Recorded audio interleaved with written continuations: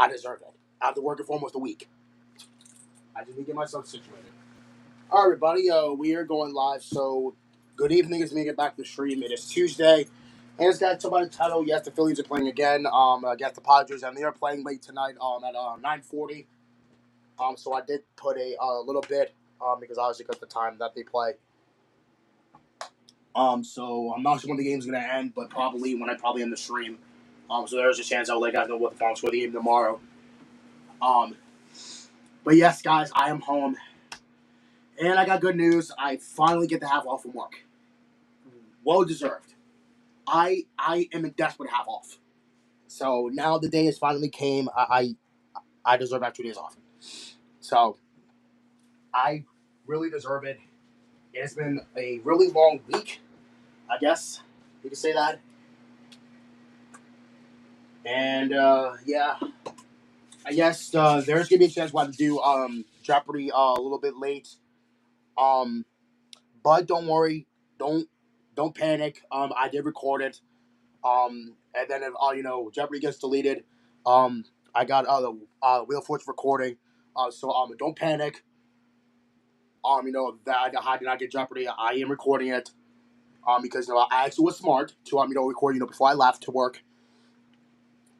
Because I actually was smart because I did it before I went to work. So yeah, don't panic. Um, I will get Jeopardy done in no time. I think it's gonna be about a few minutes late, which is fine because I guess that probably will do the case. Should have got more body wash, but I should have got more body wash, but I really didn't. But oh well. But I am happy to say that I got more body wash, and I'm actually really happy about. I mean, not more body wash. I got myself a MagSafe charger for my phone. And I am really happy because obviously I can charge my phone now in a way because I actually had to take this off because obviously the phone's gonna charge like that. But I think I'm gonna have to do something.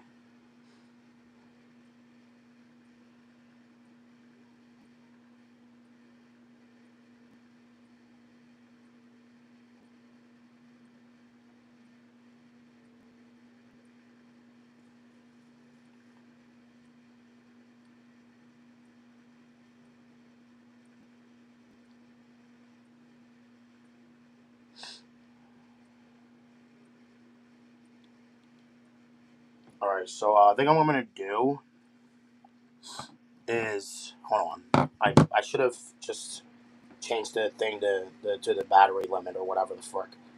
I should have done that. Oh wait, no, it still says on it. Never mind. I don't know why I did that. Hold on, let me just put it like it works. It works. I think I'm just gonna leave it in the.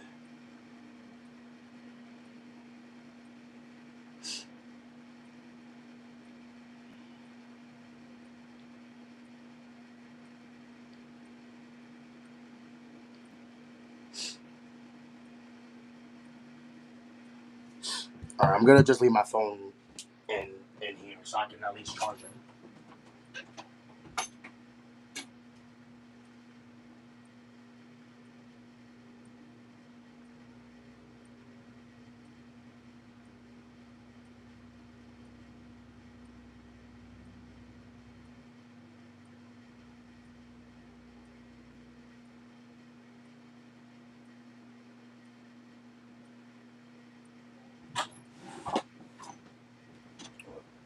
I'll be right back, guys. I'm gonna go take a shower.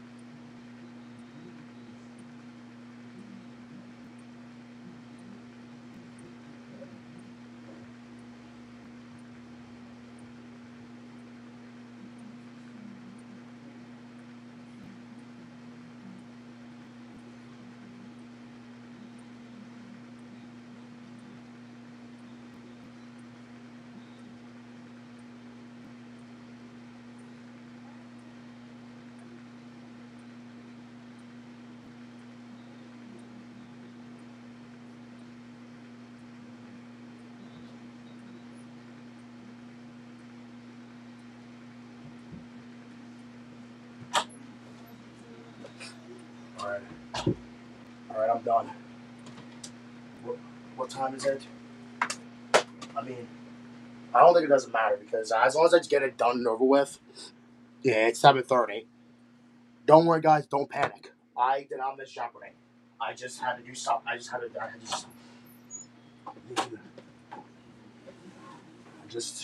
just need to get my stuff situated. And then I get to do whatever I gotta do. Don't do not panic, guys. I did not miss Jeopardy at all. I did not miss Jeopardy at all. Do not panic. I I just need to get something done first, and then I can just move on. And I feel like that this MagSafe charger is charging very slow. And to be honest, I don't like it at all. I don't know why it's charging slow, but I mean, to be fair, I guess it's doing what it's doing. I guess it's doing what it's doing. Yeah, I'm just glad to finally be home because now, now that Bradley's there by himself, I mean, I mean, at least pro side's good. As far as I know, the pro side's good. Pro side. I'm sorry, I said it wrong. Sir, proposal this is not even hot. It's not even.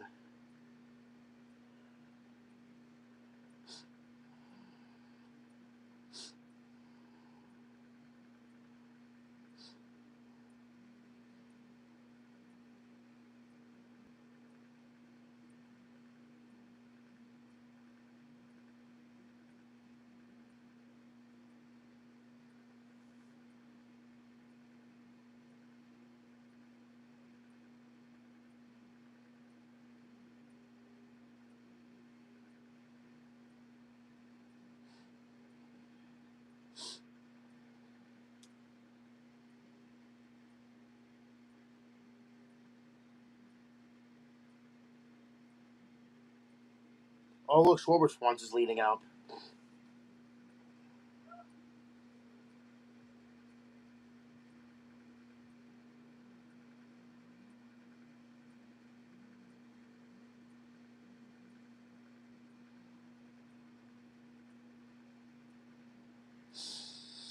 All right, I gotta do this real quick.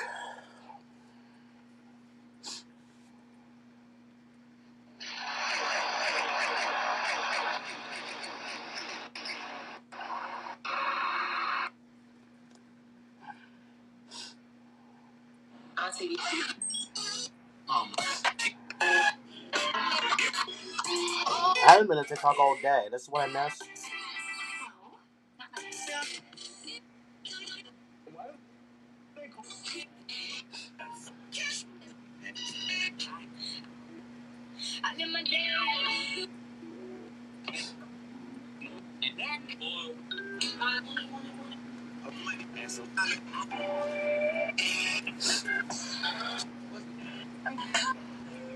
I'm getting really frustrated and angry, pissed off in bed. Okay, I go and I see my girl.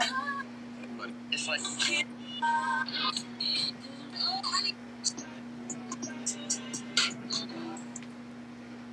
Oh fuck me.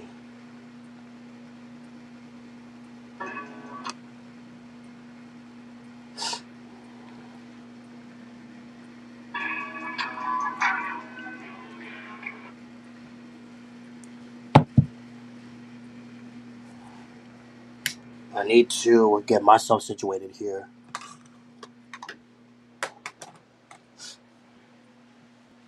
I just don't want to do it. Okay, I just don't feel like it. You are insane.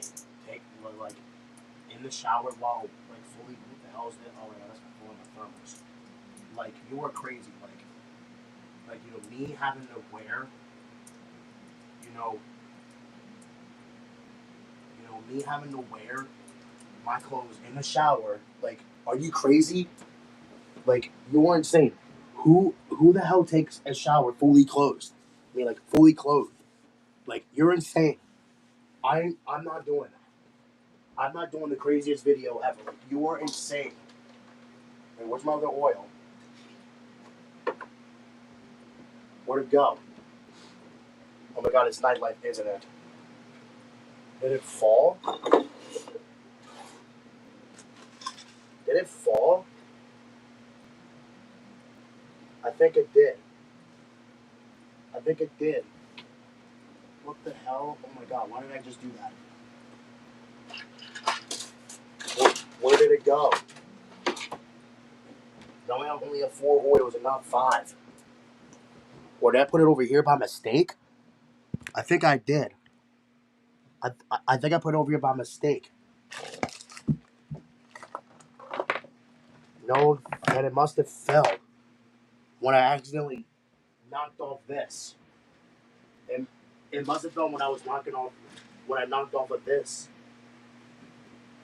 earlier. Now I don't. Now I don't see it. Oh god, this is not good. And it's nightlife. I actually like that one. I actually have no idea where that is. Where did it fall? Where did it fall? Now I have 4 oils and not 5. I actually have 4, not 5. This is insane. I actually have now 4 oils and not 5. It is. This is crazy. Now I only have 4 oils rather than 5.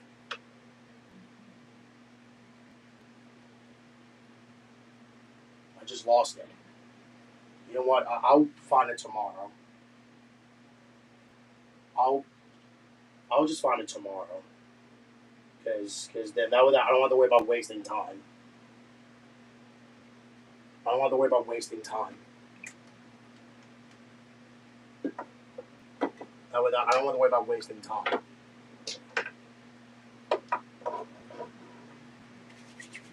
I don't want to worry about wasting time. Because I'm tired.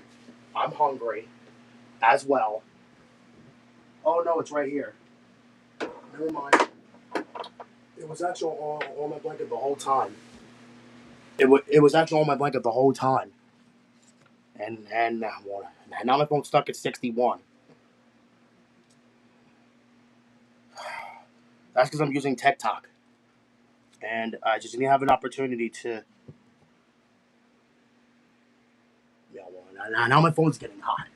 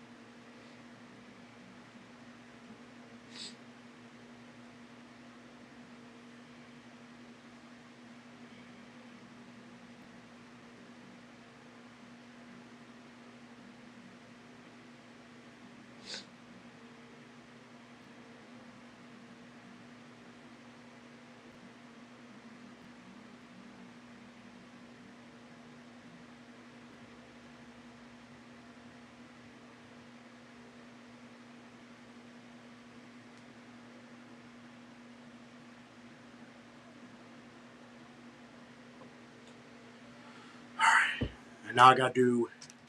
Well, you know what? I feel like I want to eat upstairs because me eating downstairs is I'm just not comfortable eating downstairs. Or I kind of am, but at the same time I'm not. Where's my other Kool-Aid sock? Oh, there it is. I haven't worn it in a while. I hope it's not ripped. Nope, it's not.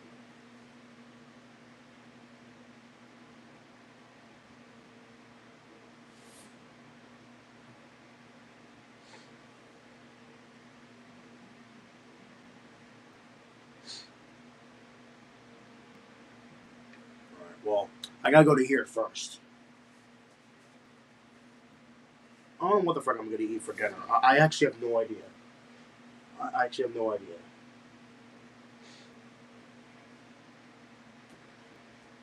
I actually have no idea what I'm gonna eat for dinner. I, I do feel like I want another burger because I feel like that's what I'm gonna move for is another burger because I feel like that those burgers were made first, and I kind of want to let these dogs in too.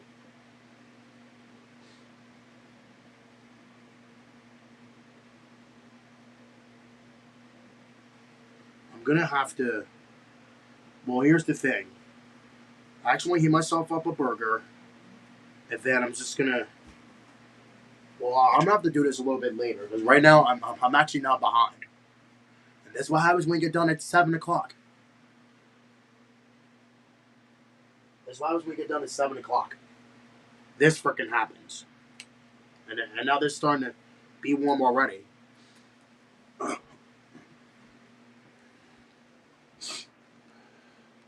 Oops.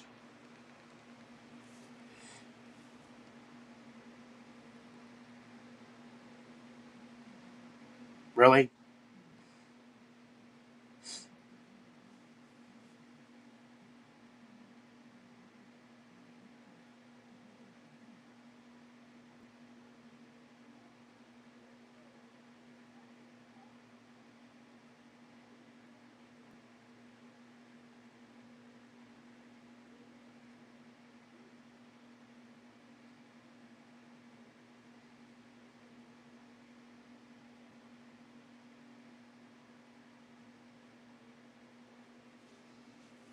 I'm gonna have to wait and do this. Actually, no. You know what? I'll do it now. I'll worry about doing it later.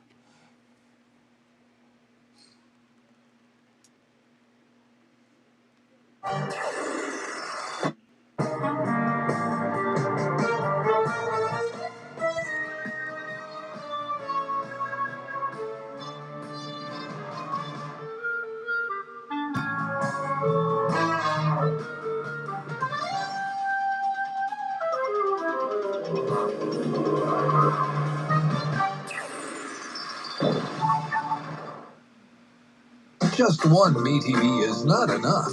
You're watching Me.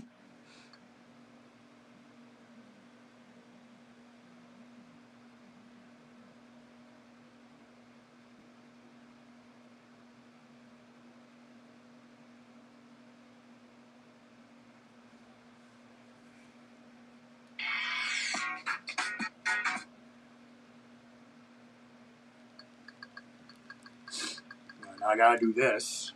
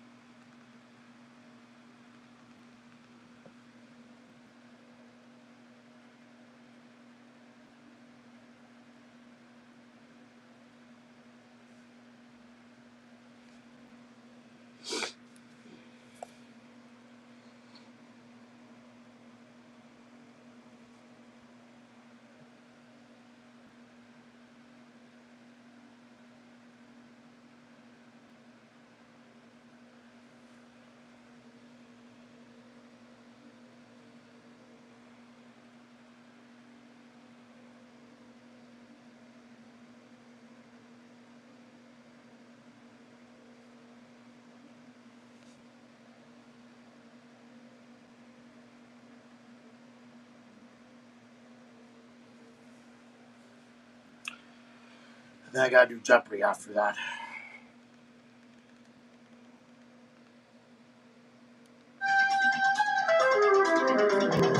Dang again?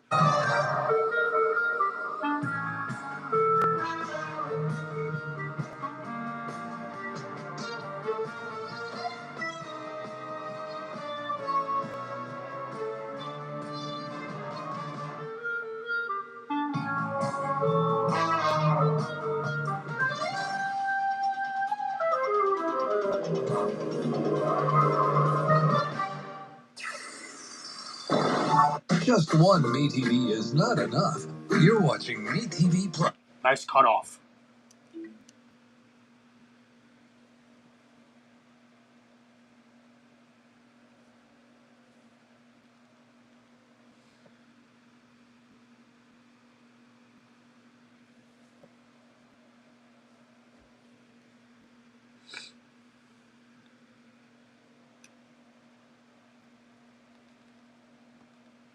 Oh, good.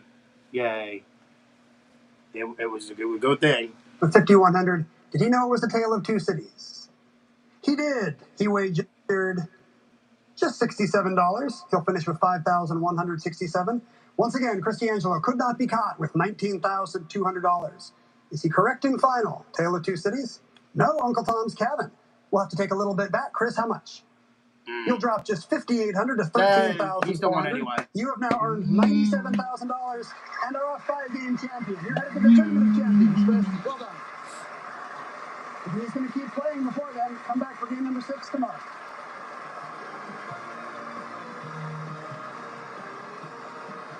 Yay.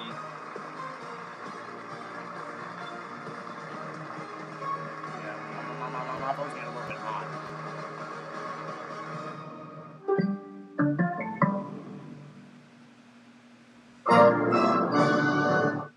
I caught off again. We're here for those who build.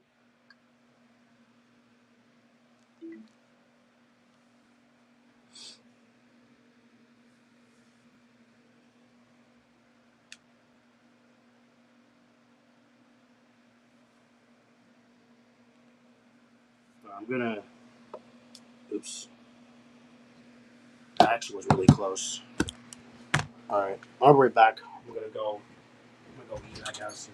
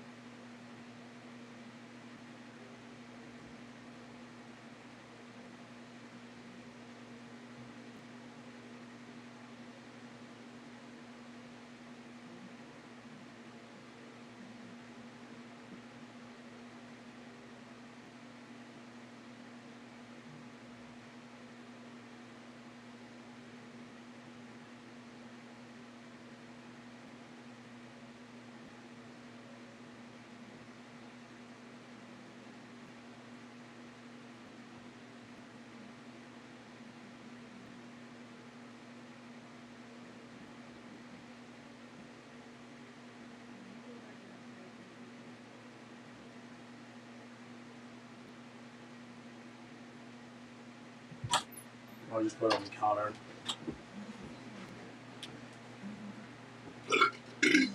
I'll have one of these. I'll have one of these. I'll have one of these. Even though I just bought them. Even though I literally just bought them.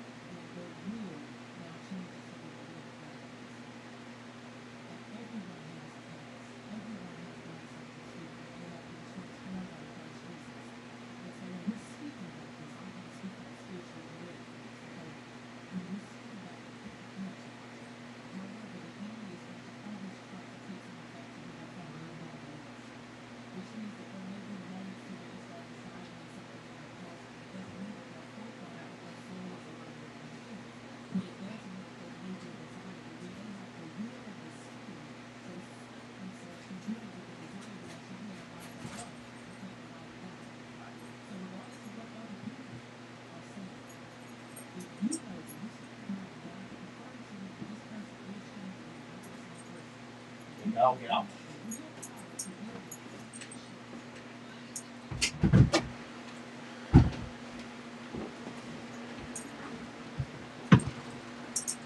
I can go over here. So I can. You better not touch my damn food, because I know what you're gonna do.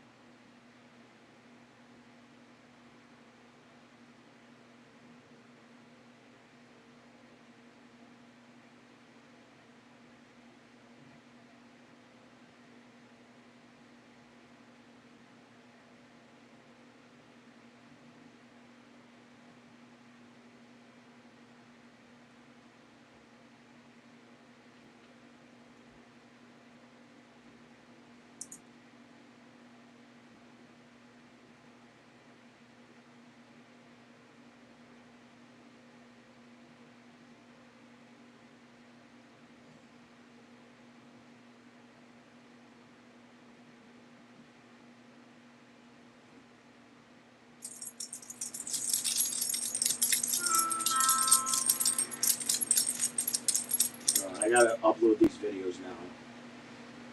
Look, 7.3K. Look at that.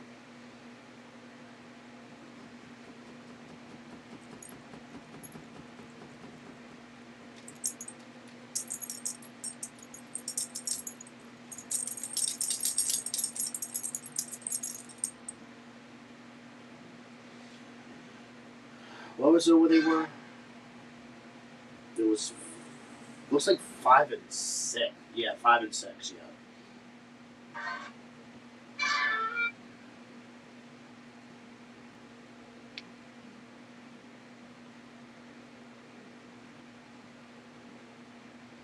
Come on. Wait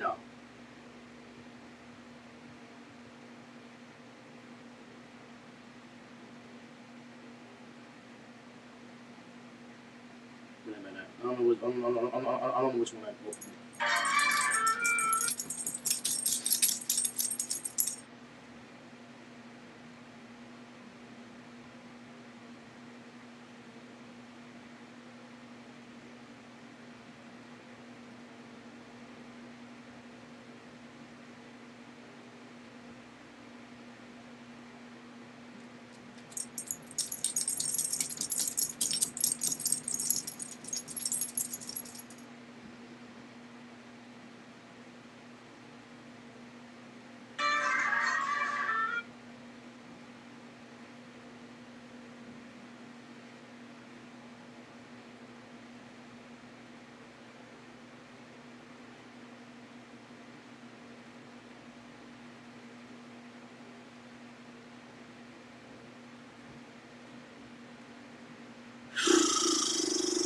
No.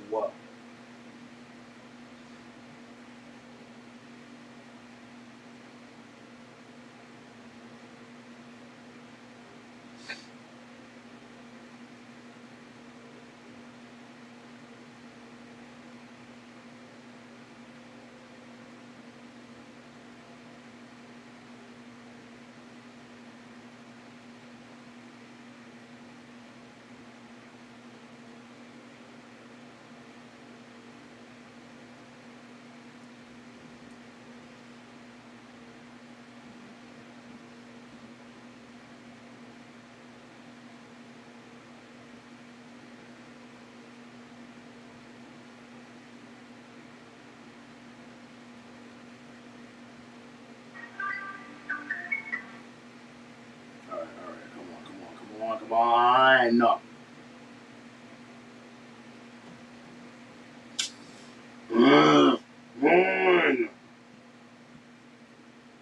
This is really good. Actually, I have no idea how many calories I burned today. I have no idea. I didn't even bother checking.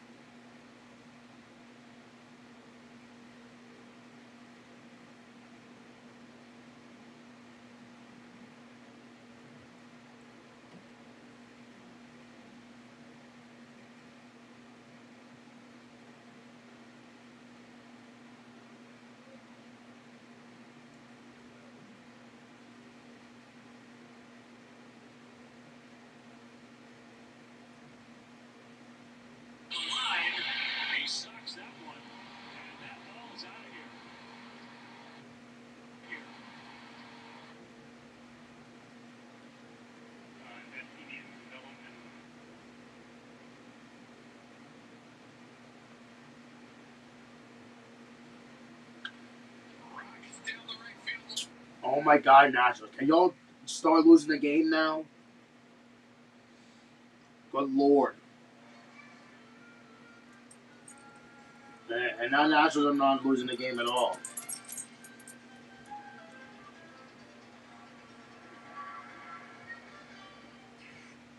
Okay, I feel like YouTube just crashed on me.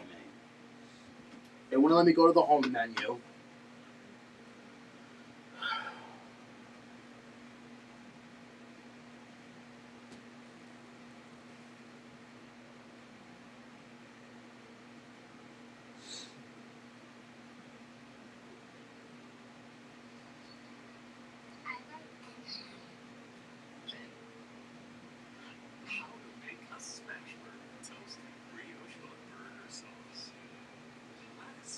Excuse me?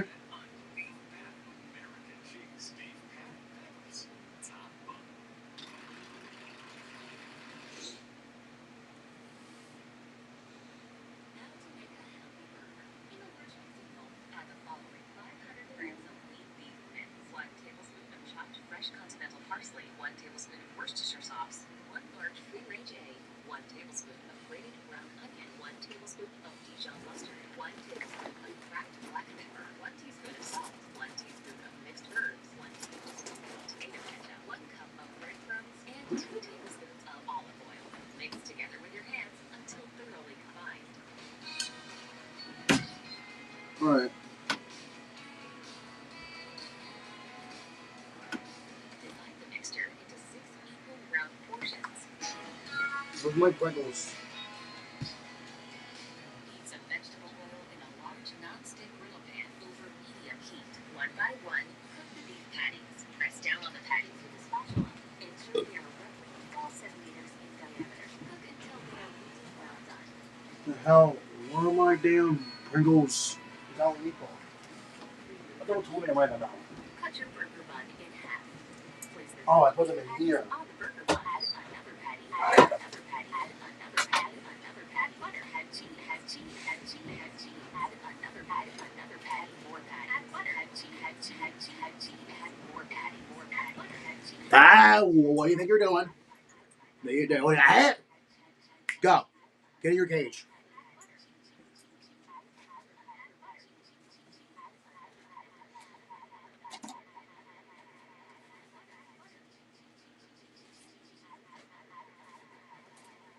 You better go.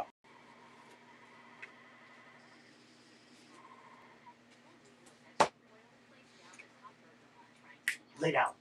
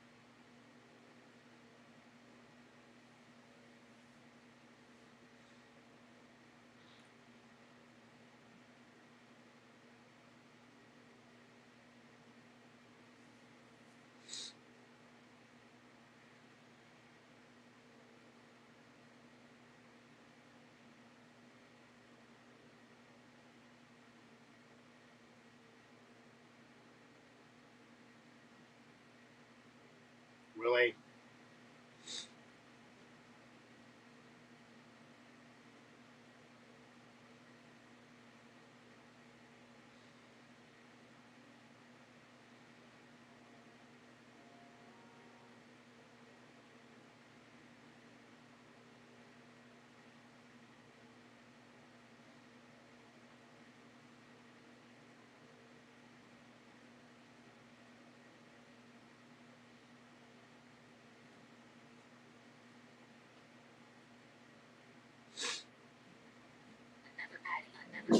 Here we go.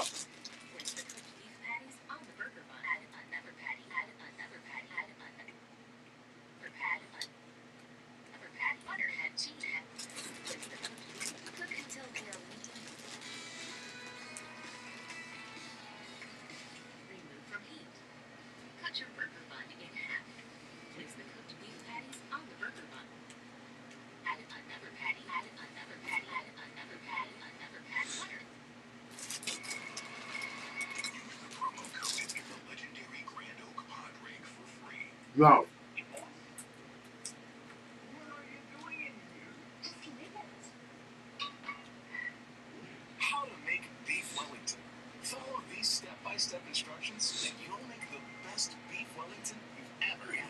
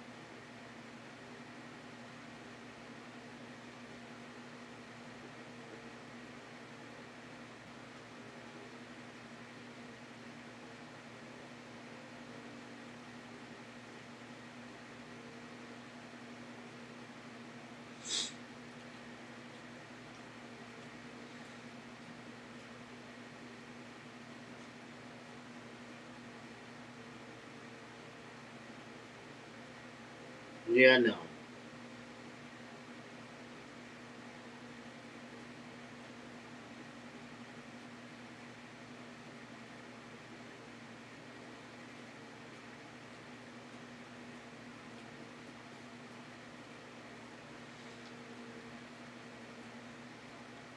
Start button mushrooms, garlic, shallots, beef tenderloin,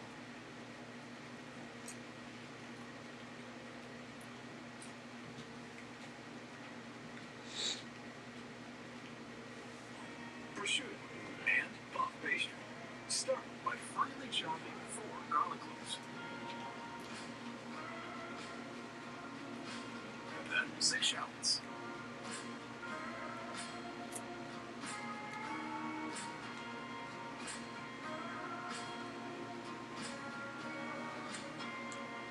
And finally, 600 grams of button mushrooms.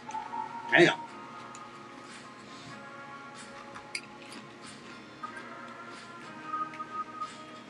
You want the mushrooms to be as finely chopped as possible. Place a pan over medium heat. Add the chopped garlic, shallots, and 2 tablespoons of canola oil. Sweat the vegetables until they start to turn translucent. Then, add the mushrooms. Cook for approximately 10 minutes until the majority of their liquid has released and simmered off. Place the mixture into a bowl and put to one side. Next, we're going to season the tenderloin with salt. Add pepper. Ensure both sides are thoroughly covered. Next, add a generous amount of canola oil to a pan. Bring it to high heat and sear the tenderloin on both sides for a couple of minutes. Ensure you sear both ends too. Remove from heat and immediately cover completely with Dijon mustard. It's important to do this while it's still hot. This ensures that the mustard flavor is fully absorbed into the meat. Next, you're going to need your prosciutto, puff pastry, and mushroom mix. Before you start crafting the beef Wellington, you're going to need to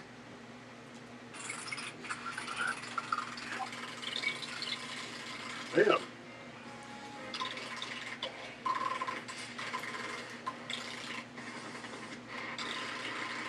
spread the mushroom mix. Gently place down your beef at the base. Now you're going to tenderize tenderloin. Now it's time to craft the beef Wellington. Place down your puff pastry. Layer on the prosciutto.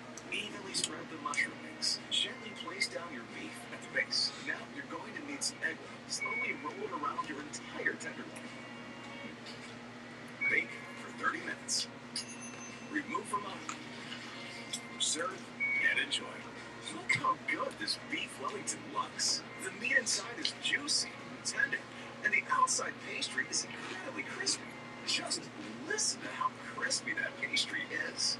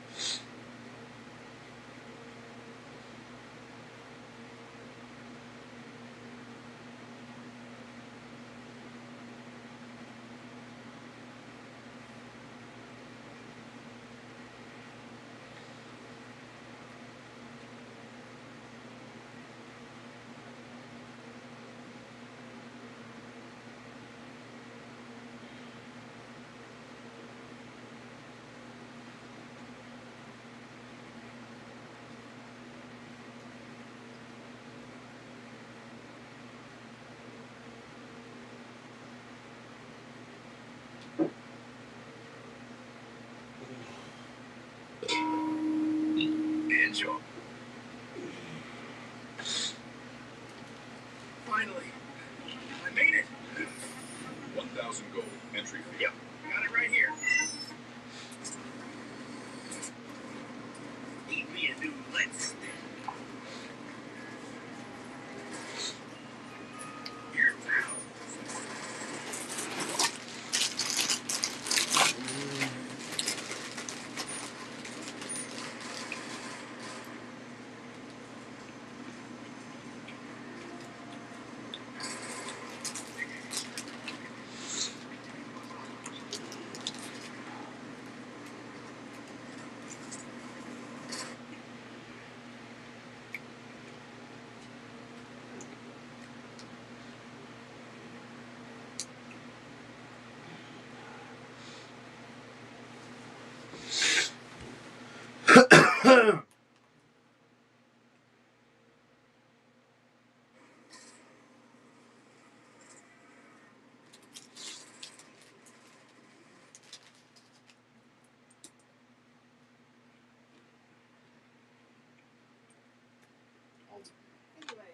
Let's go pack a punch this second time and see what we get, man.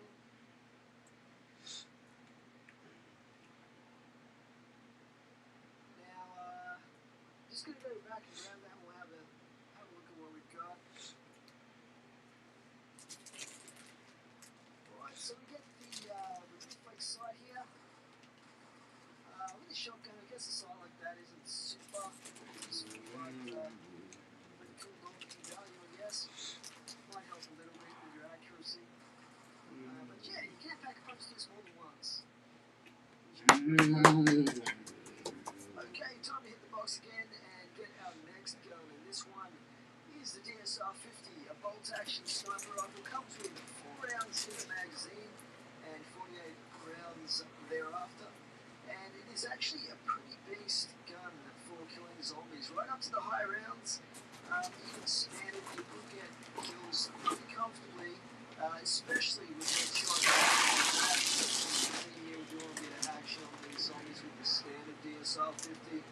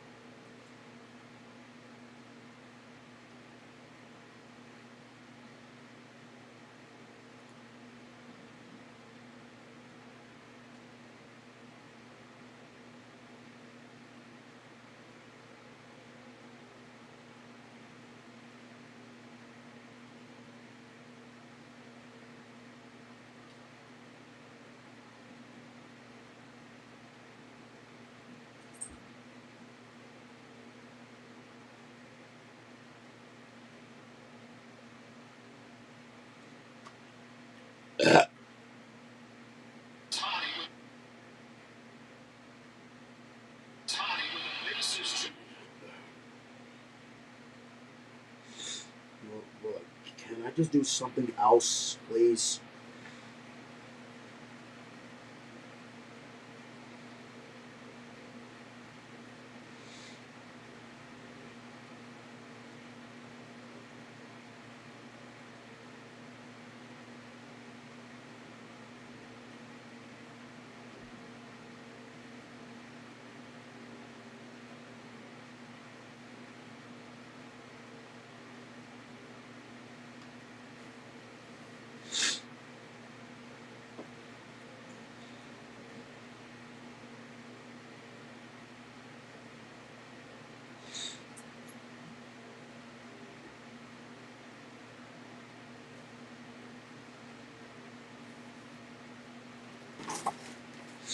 You better get away, dude.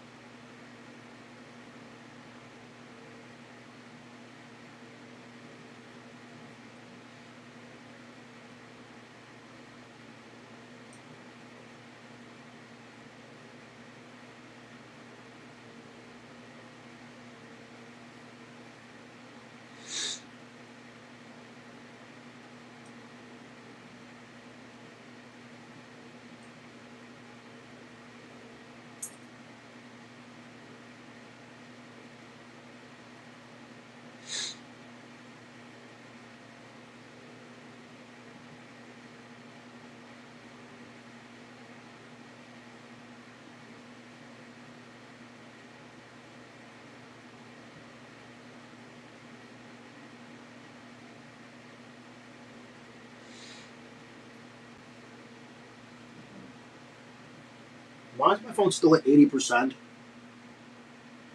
My phone is stuck at 80.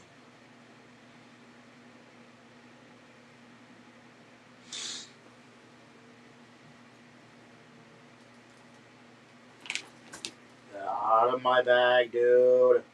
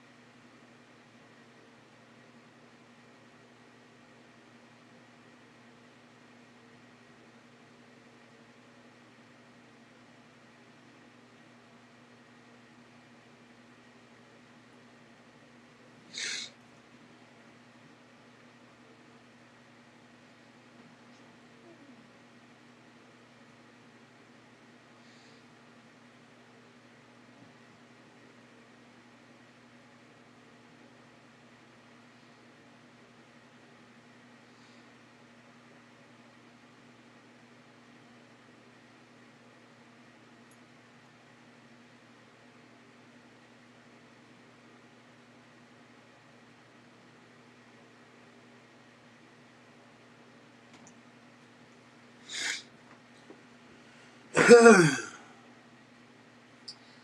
is pretty popular multiplayer too. It is one of those guns I notice a lot of people that do quick sniping and quick scoping and stuff like that will use this gun. So it's pretty trendy in multiplayer.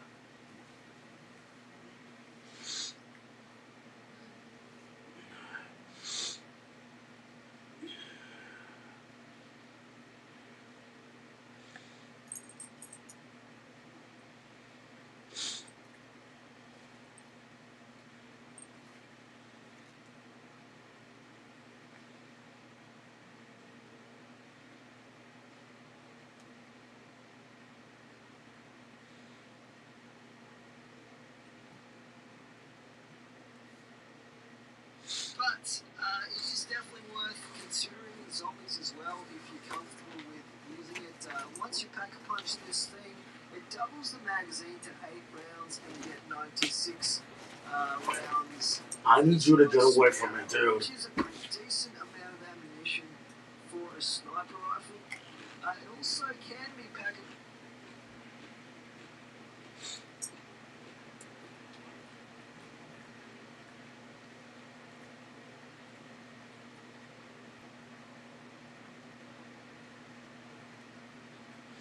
Punched more than once, unlike the Barrett. And you can see we've got the variable zoom sight going on this thing, pack a punched, and it is really, really powerful. I mean, you can get one-hit kills with this thing on zombies right up to about round 48, almost round 50. So it's still very effective in killing zombies, probably to the mid-50s. But obviously ammunition does start to become a problem those kind of rounds because of the sheer number of zombies. Now we're going to pack and punch this thing a second time, just to mention one of the other attractions that you can get as well if you double pack and punch it is the suppressor. But full 50 caliber sniper rifle. Oh yeah, iron sights. How cool is that, guys? A super powerful 50 caliber sniper rifle with iron sights. So for zombies, that's pretty cool because you kind of run around like it's an M14 or something like that, and just go crazy on the zombies. I guess it gives you a little bit more peripheral vision. It doesn't seem to give you too much of a boost in mobility or anything like that. It's still got a fairly lengthy. No. Ding dong, it's Realtor.com. Performance, durability, My phone's still freaking hot. Only one place does it all.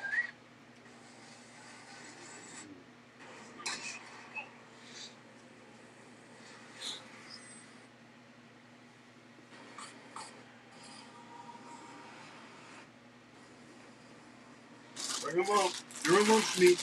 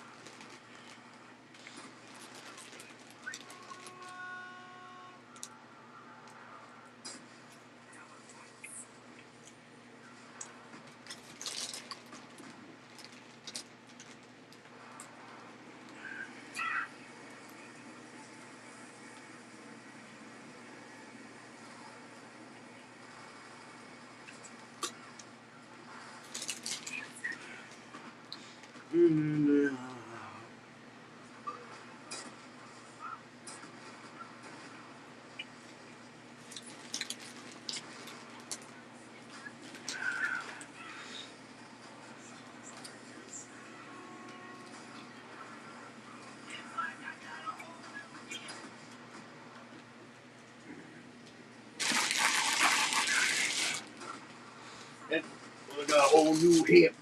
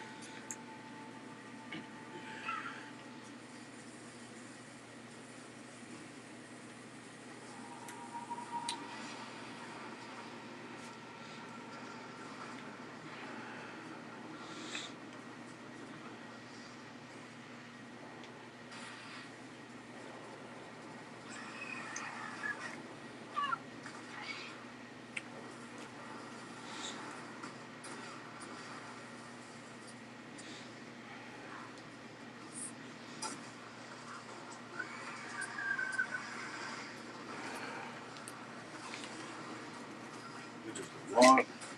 Must with the Russ. What's that?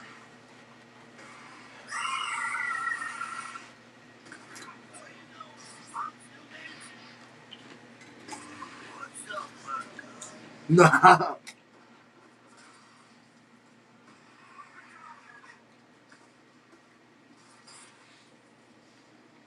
What do with the lid? Raw. Oh, there it is. Found it. Mm.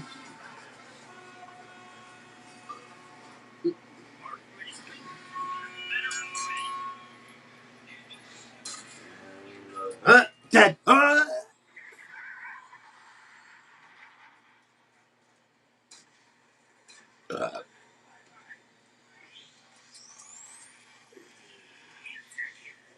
Insta kill. Insta kill. Insta kill.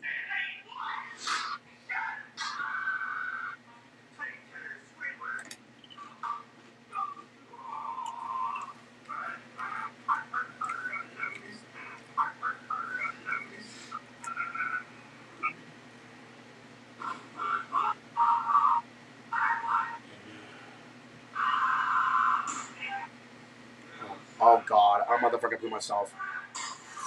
Bruh. I thought that was a fart. I don't want you dropping too much drink. I feel like I pooped myself. Move.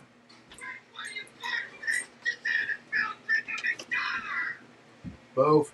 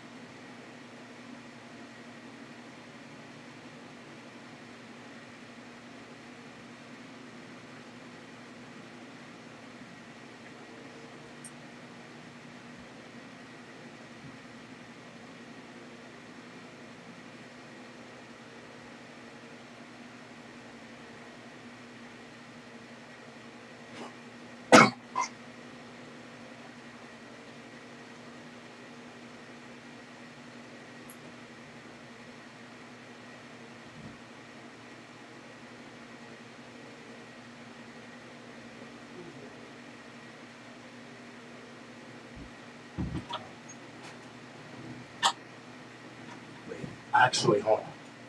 Because I know what you're gonna do, Nico. I know what you're gonna do. You're gonna touch my food. Actually, yeah. You're gonna. I have to hide it somewhere. I'll put it up there. Maybe I'm not the upstairs again. I'm in.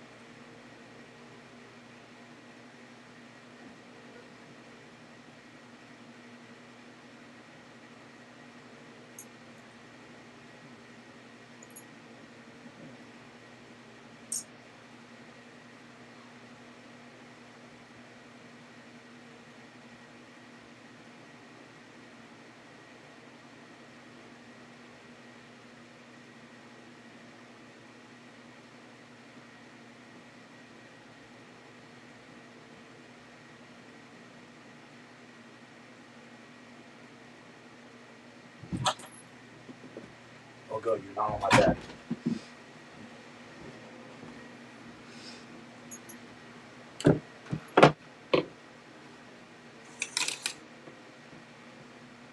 Yeah.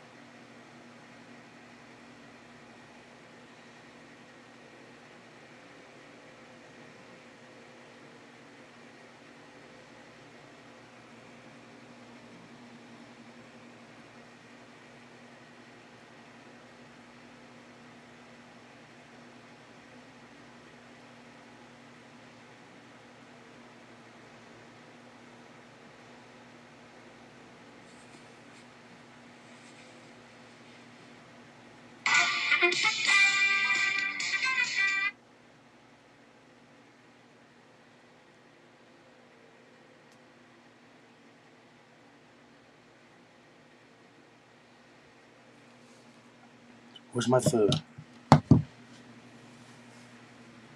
Oh, I left it up there. Now it just got dark. So I have a chance to finish this yet. This is probably the slowest time I've ate my damn food, too. Mmm.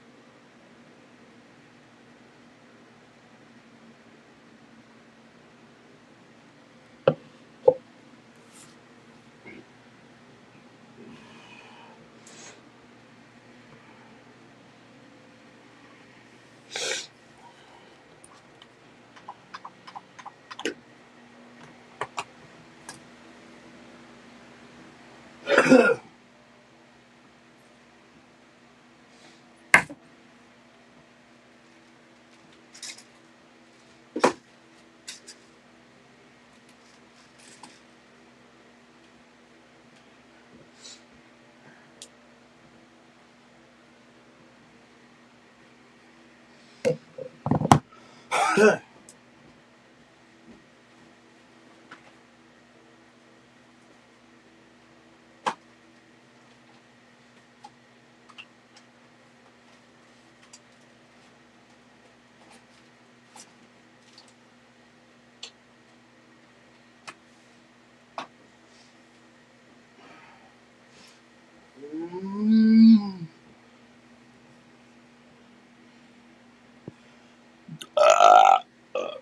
how's your Tuesday been? Ugh. I can finally rest for the night. Yes, sir.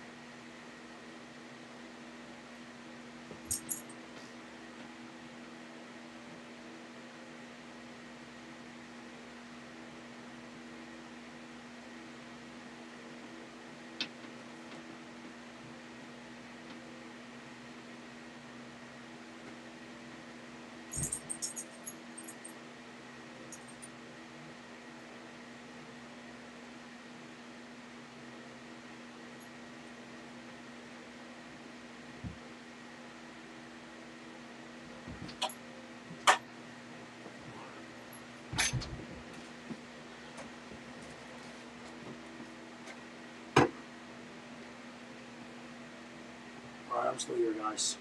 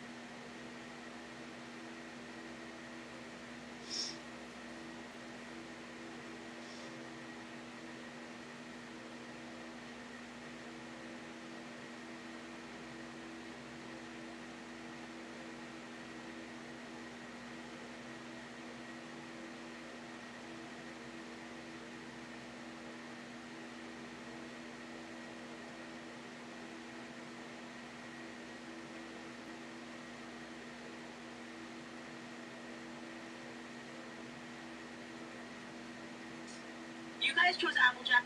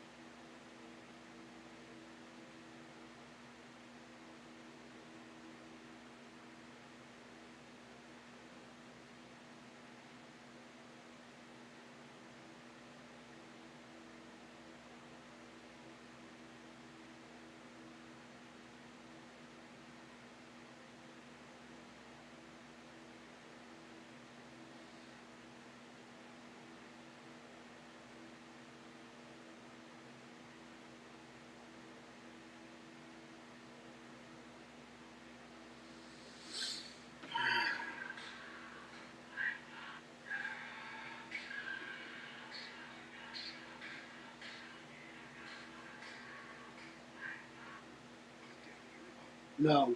Jack and Dash's film Incredible Life. Jack and Dash's film Incredible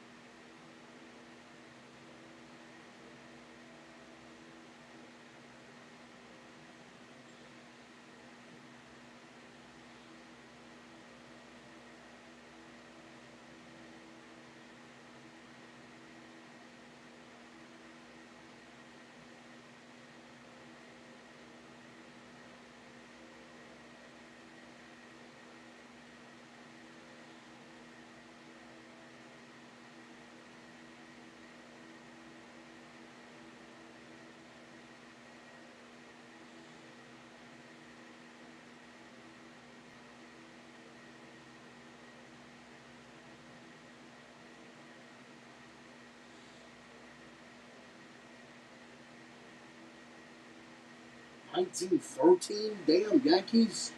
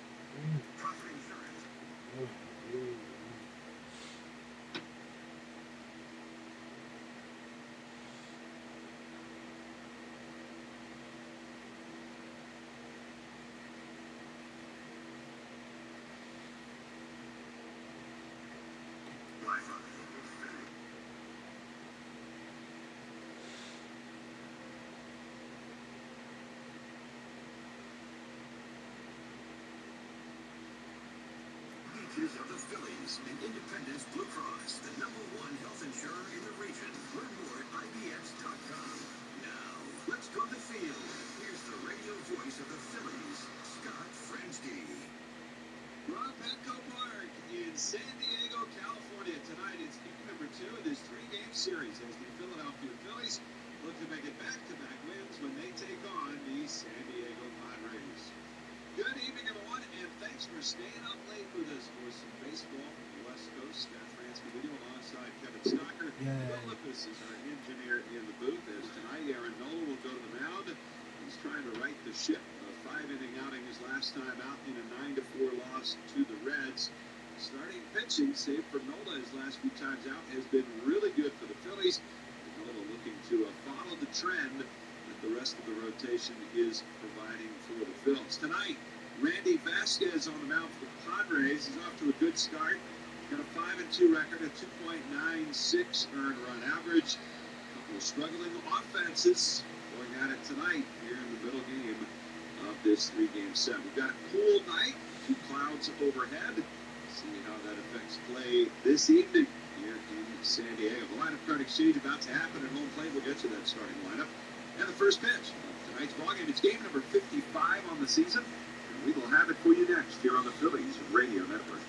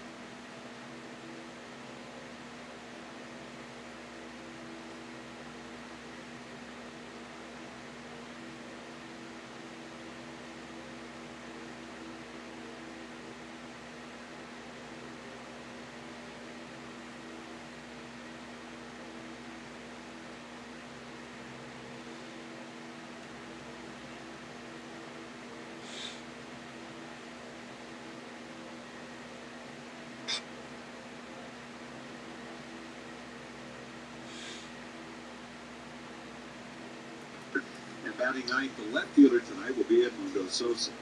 And it's Schwarber, Turner, Harper, Marsh, Boomstock, Romuto, Crawford, and Sosa. And on the mound tonight for the Phillies will be right-hander Aaron Nola. Here's the lineup that he faces for Craig Stammen and the Padres. Fernando Tatis Jr. at second base leads off, batting second. The shortstop, Xander Bogaerts. Gavin Sheets in left field will bat third, and batting cleanup at third base, it's Manny Machado.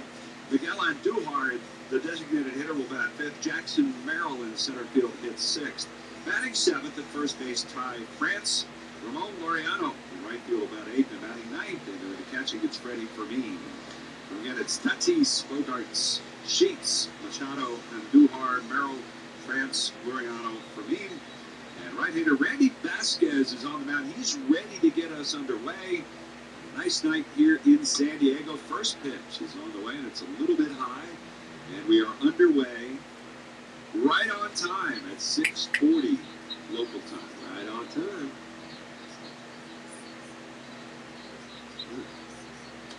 No pitch. That one is going to drop in for a strike. 64 degrees here as we start this one.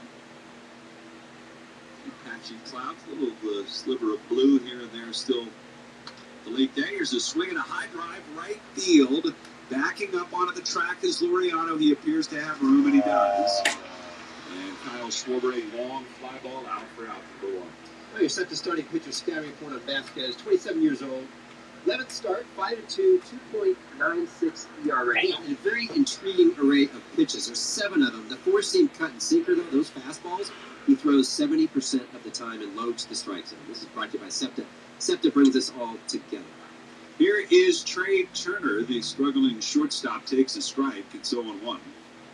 His average down to 221 with 5 homers on the season. Batting second tonight, the pitch. And it's swung on, lifted in the air to right field. Not very deep. Laureano drifts in. He'll make the catch. 2 gone. It is the second time this year the Phillies have used Schwarber first and Turner second. Schwarber leading off for the 4th time, but 2 of those times Turner wasn't in the lineup that particular night. That'll bring up Bryce Harper. Harper 0 for 3 yesterday, although he did have a long fly ball to center the pitch. And Vasquez takes a little bit low, or delivers a little bit low. He wears the number 98 out there on the hill. Randy Vasquez. Part of the package the Padres acquired when they sent Juan Soto to the Yankees. 1-0. Swing and a miss. Ty Cutter. A little bit of an afterthought, I think, in that trade. But has been very good for the Padres when he gets out there on the bump. 1 ball and 1 strike. The pitch to Harper. And it bounces in there. France at first base. Tatis at second. He's pretty much every day now. Bogaerts the shortstop. Machado playing in the shortstop spot. Way off the line from third. The 2-1. Harper blasts it right field. Looking towards the pole. And it is gone. Never mind. A rocket by Bryce Harper. A first inning home run. His 13th home run of the season. And the Phillies are on the board first yet again. A first inning homer for Harper makes it 1-0. Well, if you don't mind, I'm going to get right to the keys of the game, because one of those is run support for Aaron, and nothing comes more than the home runs from the top of this lineup. That is going to be huge for Aaron Nola. He's going to need that, and with Vasquez, he's one of those guys that you have to pick your part of the zone. He goes in and out, and Harp's a good example right there. He kind of picks the inner half. That's where he's going to live, and he makes them pay. That's brought to you by James Hardy. Hardy's Siding is America's #1 brand of siding. 113.5 miles per hour off the bat. Here's Marsh. And he rips one towards right field. That'll be down for a base hit. And back-to-back hits here with 2 down. Keep the inning going for Alec Bohm. Well, the Phillies now, they had that long home run streak in general come to an end over the weekend. In fact, they went 3 straight games not homering in a full series at home for the first time in 3 years. But they still have a road home run streak going. Mm-hmm. And that's now 10 straight road games with a homer. Here's Bohm. Vasquez out of the stretch, delivers, and the pitch, swing and a miss. That is their longest since an 11-game road homer streak that happened last in 2019. 0-1 the count. The pitch. And that's up and away. Bohm hitting .210 with 5 homers. He was 0 for 3 yesterday. Make up. And Stock, so much made about the switch at the top of the lineup. The Schwarber-Turner flip-flop. As Vasquez turns those to first, it should not be overlooked that move is a bit folded into this move. That is Marsh going to 4 and Bohm dropping to 5. They really are hand in hand together. I don't think you can look at them in a vacuum as the pitch is swung on and fouled back.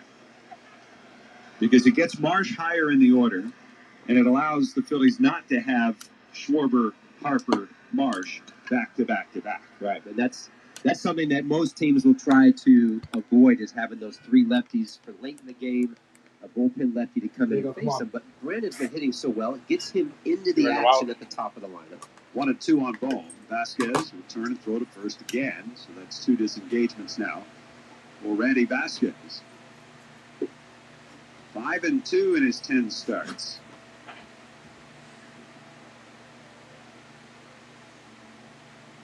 The 27-year-old right-hander comes set and delivers. And the pitch is a breaking ball down and away. And Bohm lays off. Padres again in their home whites with brown pinstripes. Padres in brown letters. Big blocked letters across the chest, trimmed out in gold. The SD logo on the front of those brown hats. Runner is going. Pitch swung on, fouled back. Man, it's a good thing he fouled that back. I mean, Brandon had a terrible jump from base. He was just late getting off the base, late getting his lead. Paco's right in his ear right now talking to him about it. 1-0 Phillies lead it in the first. Yesterday it was Schwarber homering in the first inning. Today it's Harper doing the honors. The man at first and 2 down. The count 2-2 on Bohm. Vasquez ready. Here's the pitch. Bohm fouls it back again, straight back into the screen. Alec with a home run off Vasquez in his career. As Randy Vasquez was hit hard by the Phillies a couple of years ago. In fact, he gave up 6 runs on 12 hits in a start to the Phillies 2 years back. 2 balls, 2 strikes. And the right-hander deals again, and the pitch is bounced foul, third base side. There was a lot of hard stuff. I mean, he's got this 4-seam, pretty straight. The cutter, of course, for the lefties to get in on them. And then the sinker. Those 3 pitches make up over 70% of what he throws. But he goes in and out, up, different quadrants, kind of mixes it all over the place. 2-2 still. And the pitch. Breaking ball down and away. Back pick at first, and he is out at first base. As Brandon Marsh tagged out by Ty France, and now looking at his right hand. Phillies are looking at the video to see whether or not they want to challenge. They do not. And Paco Figueroa taking a close look at the hand of Brandon Marsh. I don't know if he got stepped on with a spike or what, but we're headed to the bottom of the first. 1 run in the inning on the Harper homer. We'll go to the bottom of the first. It's the Phillies 1 and the Padres coming up. You can feel the excitement of Phillies baseball at Citizens Bank Park. The energy on the field, the passion in the stands, and the heartbeat of a city that moves with each pitch.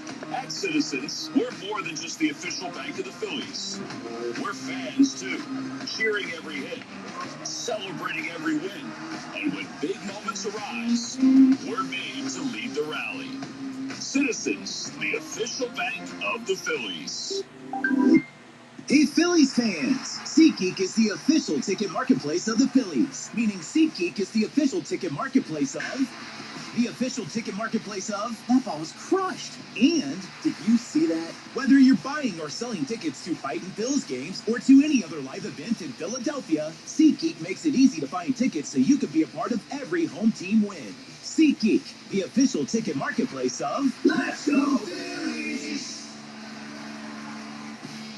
The The Philadelphia sun is shining, bats are cracking, and the 2026 season is here with big expectations for this year's team. BetMGM, an official sports betting partner of the Philadelphia Phillies, is ready to help Phil's Nation experience every moment like never before. With a state-of-the-art app packed with betting options and 24/7 promotions, BetMGM brings the action straight to your fingertips. Download the app and sign up today. BetMGM.com for T's and C's. 21 plus to wager. PA only. If you or someone you know has a gambling problem, help is available. Call 1-800-GAMBLER. Fans 21 and over will be made in the shade on Friday, June 5th when they take home a Miller Lite Phillies floppy hat as the Phils take on the White Sox at 6:40. Visit Phillies.com to order tickets today.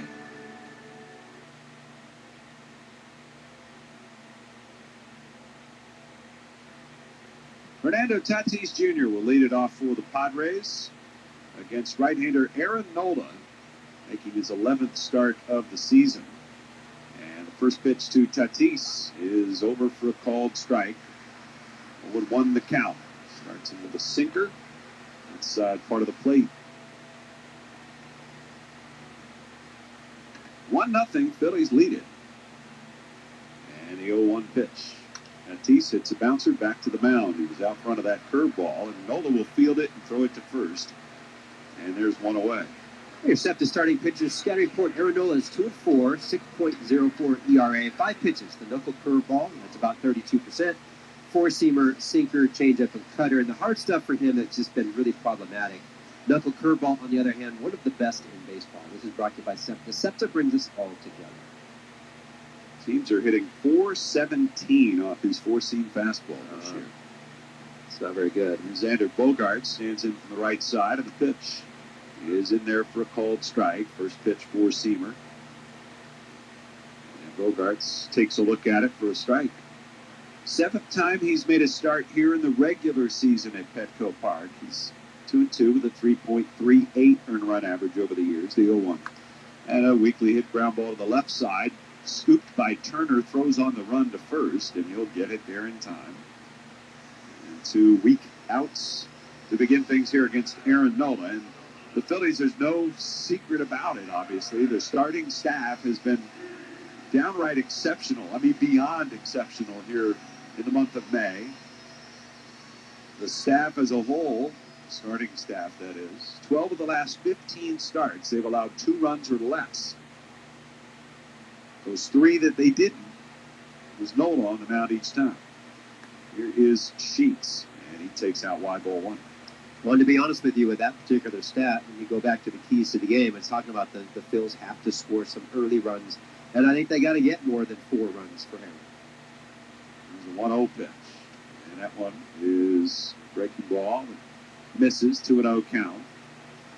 And it's not as though one side or the other has done most of the damage. I think in years past there have been moments when lefties were getting to him pretty good, but it's an equal opportunity right now, the 2-0.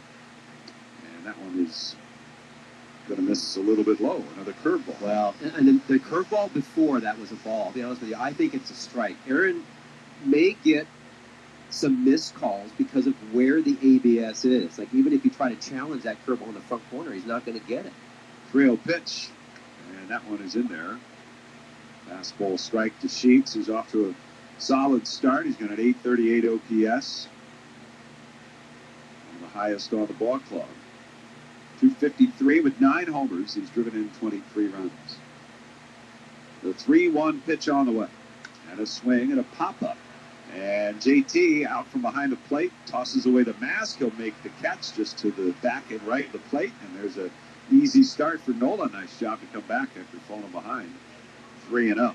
A 1-2-3 inning for Aaron, and we're headed to the second. It's 1-0 Phillies. It's a tie.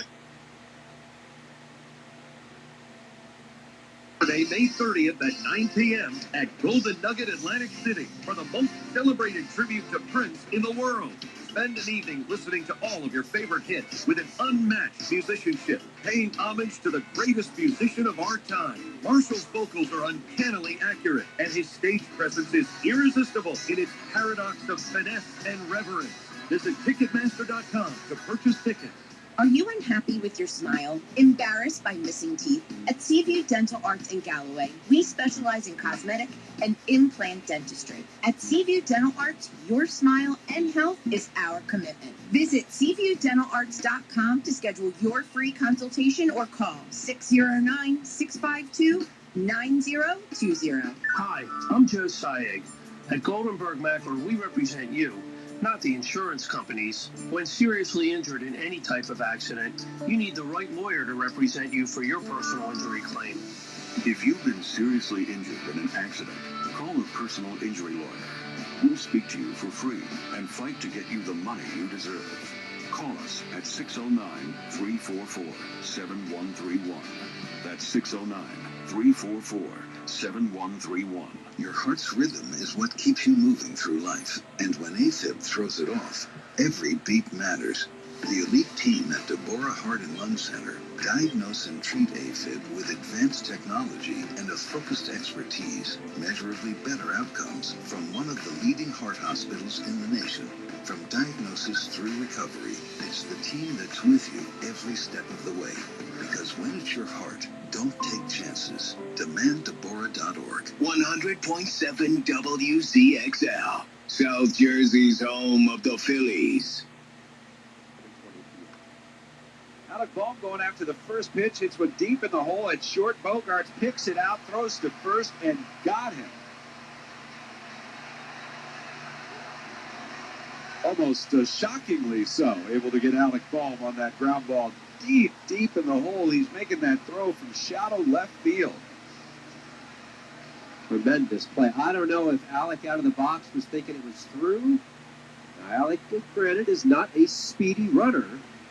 I mean, he's downright slow. That was a tremendous play in the hole. Wow, what a play. Nice pick, too. So one away. That'll bring up Bryson Stott. And the pitch from Vasquez is in there for a called strike. Phillies are leading at 1-0 here on a first inning homer by Bryce Harper, his 13th of the season. Stott batting .236, 5 homers, 25 runs batted in. He fouls this one off to our left. Vasquez, some, when they look at the analytics, would say he's been a little bit lucky. I agree. The hard hit rate is the highest of his career so far. Here's the 0-2, and it's down low. I would agree with that. I have in my notes, I take these random notes, dots, and things, and one of them is viable but fragile. And that's because of that. There's just been quite a bit of luck with it. There's a pitch. Stott swings and fouls it back. Vasquez, 6 foot. He's from the Dominican. And as we said, got traded here from New York. He actually debuted with the Yankees against the Padres. 2023. 1-2 pitch. Stott hits it on the ground to the right side. Tatis to his left.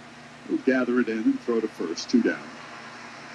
And we'll pause for station identification here on the Phillies Radio Network.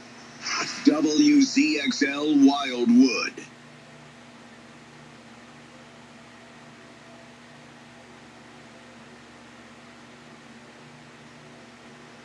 With Kevin Stocker, I'm Scott Fransky with you from Petco Park in San Diego. 1-0, Phillies lead it. Here in the second, JT Realmuto, the batter, and he takes upstairs for ball 1. JT batting just .219 with a homer and 8 runs batted in. And he has only 5 hits his last 33 at-bats. Here's the 1-0. Swung on, blasted. Left field line to the corner, and that one is gone. Off the second deck of the Western Metal Supply Company. And JT Realmuto puts a charge into that one. His second home run of the season, and it's 2-0 Phillies.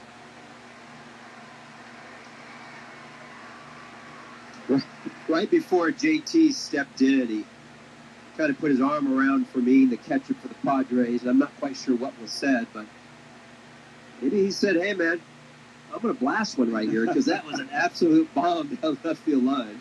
It really was. 109 off the bat. There, you're getting an indication here this first time through the order, some hard hit balls. against Vasquez as Crawford takes a hard swing and a miss, and the helmet pops off his head. And it's a 2-0 lead for the Phillies. That is a career extra base hit number 500 for JT Realmuto. Vasquez, who had given up just 5 homers in 54 innings. Here's a swing by Crawford, and he lifts one in the air to center. Merrill is waiting on it. He'll make the catch. He's given up 2 homers in 2 innings today. As Harper and now Realmuto have both gone deep. We're headed to the bottom of the second in San Diego, 2-0 Phillies.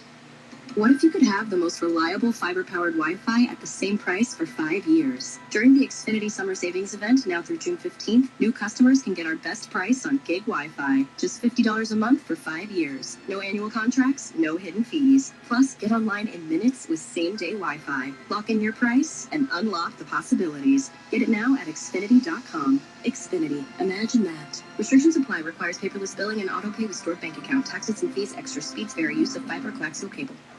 Ever tried pork tenderloin on the grill? Yeah, it's a game changer. This summer, surprise everyone at the cookout with Hatfield marinated pork tenderloins. Juicy, flavor-packed, and made for the grill. It's the easy way to bring something new to the table. No prep, just great taste every time. From first flip to last bite, Hatfield makes grilling simple. Find recipes and a store near you at simplyhatfield.com. Hatfield, good call.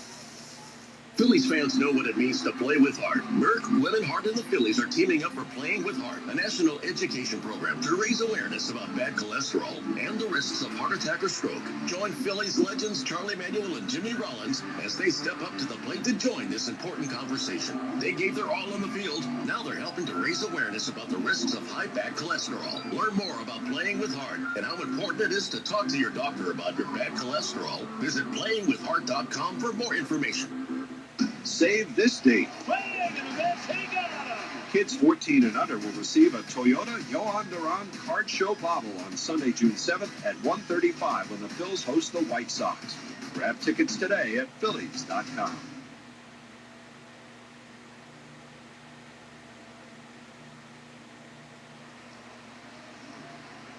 Going to the bottom of the second, that was the hardest ball that JT Realmuto has hit all season. 109.3 off the bat. There's Manny Machado to face Aaron Nola. 2-0 Phillies. And a pitch. Swing and a miss. And it wasn't, it was a pretty good jump. 107.3. He had a base hit last week. This one, 109.3. Hardest hit batted ball of the year. Here's the 0-1. And that is down and away.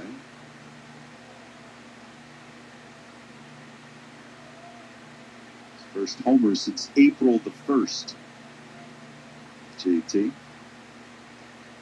Machado comes into the game with a 170 batting average. 1-1 from Nola. And that missed, says Nestor Ceja, the home plate umpire for this one. Louis Krupa at first base. Chris Guccione is the crew chief. He's out at second. David Rackley at third. 2-1 pitch. Swing and a miss. Curveball. Took something off, and he was way out in front of that. A particularly tough day for Machado yesterday. Came up with the bases loaded and nobody out in the first inning. Phillies were leading 1-0 at the time, and he struck out. 2-2. And he lays off the breaking ball down and away. And you look at some of these guys in this lineup with their individual numbers against Nola, and this is just regular season I'm talking. Obviously, Nola made some starts against the Padres in the playoffs back in 22, but they have not had a lot of success against them. 3-2 pitch. Swung on, hit foul out of play, first base side. Machado, for instance, is 2 for 20 lifetime off of Aaron Nola. I mean, Aaron, that last sinker, that last pitch was 94 miles an hour.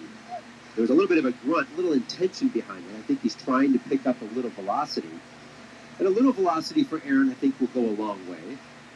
But honestly, it's more about painting for him in regards to the hard stuff. He's going to have to live just on the edges and can't make mistakes. Here's the 3-2 again. Swinging a ground ball towards the middle. Turner 3 steps to his left. He gloves it, turns, throws to first. And that's the third ground ball out already, induced by Aaron Nola. 1 away. And here comes Miguel Andujar. I just think with Aaron to me is like the way he pitches is always kind of an artist type of way, where he's got to really be good and precise with everything. But the adjustments for a pitcher like that have to be small brush strokes. They can't be these huge, big strokes of changes. First pitch on the way to Andujar. He hits one on a line to right. Marsh is waiting, angling a little bit to his left. He'll make the catch. And just like that, there are 2 gone. So after a long battle with Machado, a 1 pitch out for Andujar. And that'll bring up Jackson Merrill, the center fielder. Well, Nola Stone, some really good games here over the years. In particular, one of his more eye-popping starts back in 2021 as it pitches a breaking ball that misses outside. He came within 1 out of throwing a complete game, getting a victory over the Padres, but surrendered a 2-run home run to Jake Cronenworth with 2 outs in the 9th inning. Tied the game. Padres would win in extras. Here's a swing and a miss on a curveball there. Man, that story started so well. Earlier in that game, he had threw the 3rd fastest pitch of his career when he was facing his brother Austin. 1-1 pitch. And it's bounced foul. He obviously did not have a great start here, for those who remember the playoffs of 22. All in all, regardless of the venue, regular season or post, this is start number 12 for him against San Diego. 3-5 with a 3.79 ERA. Here's the 1-2. And it bounces up there.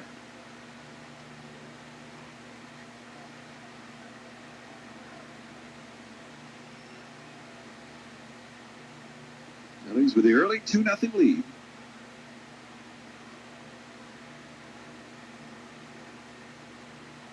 Two on the way. And this is line towards left. Sosa coming over towards the line. He gets there. Makes the catch. Don't test him. Good running grab there by Edmundo Sosa. Hard hit, but that is out number 3. 6 up, 6 down for Nola to start tonight. We'll go to the third, 2-0 Phillies. Hi, I'm Sean Steitler, owner of East Coast Roofing, Siding, and Windows. To celebrate America's 250th anniversary, we're launching Project Honor, Star Stripes and Shingles, our most ambitious and faith-driven mission yet. We're giving away 25 free roofs all throughout the year of 2026 to active military, veterans, and widows of veterans, one for every decade of our nation's history. To learn more or to nominate someone, visit us at our website at eastcoastroofing.com. And remember, if you'll call, we'll show up.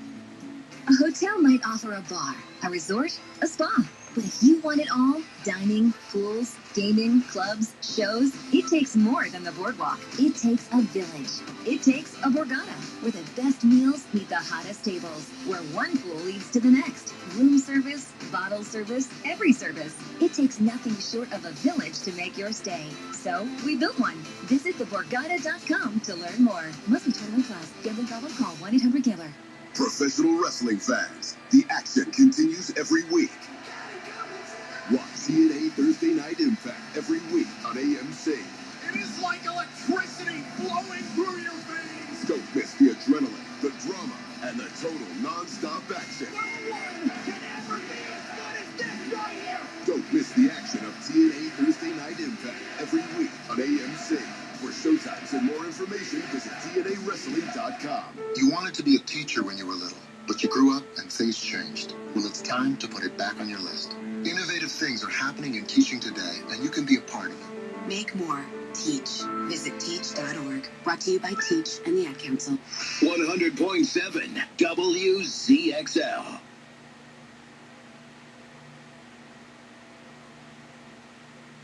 Now the Padres visit Philly, for which is sure to be an exciting midweek matchup on Tuesday, June 2nd, Wednesday, June 3rd, both at 6:40, and Thursday, June 4th at 1:05 p.m.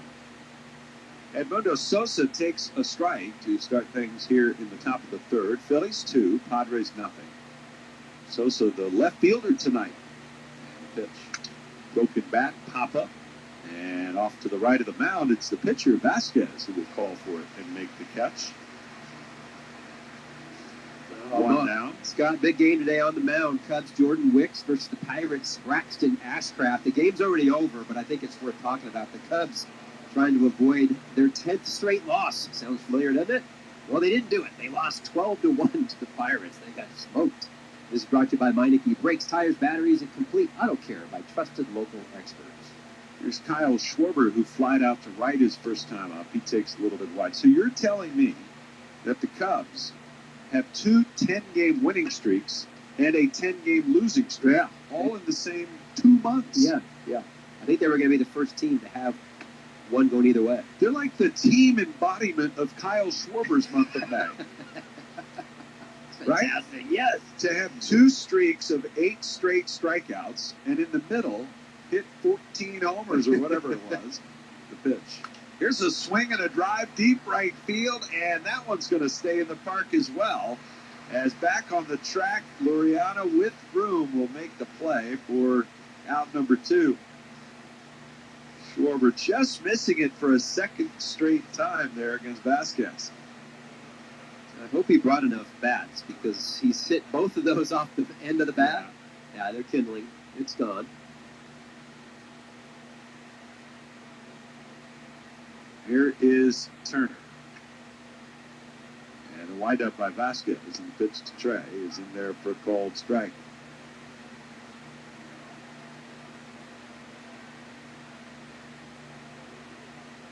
Trey Turner searching, trying to figure out how to get out of this funk that he's in. That's now 0 for 18.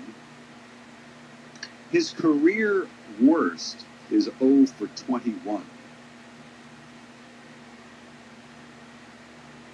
The pitch. Swung on, belted.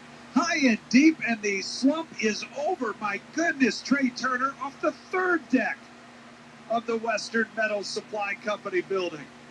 434 feet off the bat of Trey Turner, his 6th home run of the season.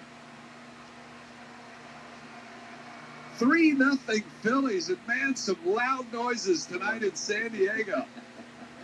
You know, Trey, we had a great conversation. You were in the office with Mattingly today. We were just kind of talking about hitting with Trey, and he's like, yeah, he needs to back it up, and all that stuff we hear about the other way. But with Trey, sometimes with hitters, you can work so hard trying to back it up and go the other way, you forget to start getting the barrel out. And he's been dragging the bat, and Mattingly even said, man, it should be nice. He needs to get back to pulling the ball a little bit. Get that barrel head out there, and then just like that on call, he just smokes that ball to left. Here is Harper, and he swings and fouls one off. Man, oh man. And a very quiet crowd right now at Petco Park, the 0-1. Harper takes down low. That was a 109 off the bat.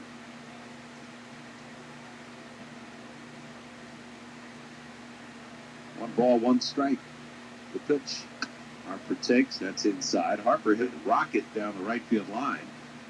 And he hit it so hard it was hooking towards the corner, but wrapped it around the pole. His 13th home run of the season. The next pitch. And, that is going to miss.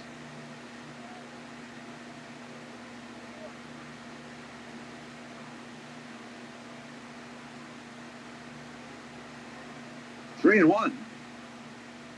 Vasquez delivers, and that one is outside. It's ball 4. Turns out that's a top 10 distance in homers this year for any Philly, 434. That is the 6th longest homer of the year for the Phillies. Which one? There's 3. Trey's? Trey's. Yeah. I mean, the others were nice. They were both hit extremely hard, but they were wall scrapers by comparison. Here's Brandon Barsh, and he takes a called strike. I'm like, one of them hit the 2nd deck of the Western Metal Supply Company. So was that scraping the back wall of the 2nd deck? I'm just, yeah. I know what you're saying. JT's was 385, the pitch. It's now again, down the line at 385.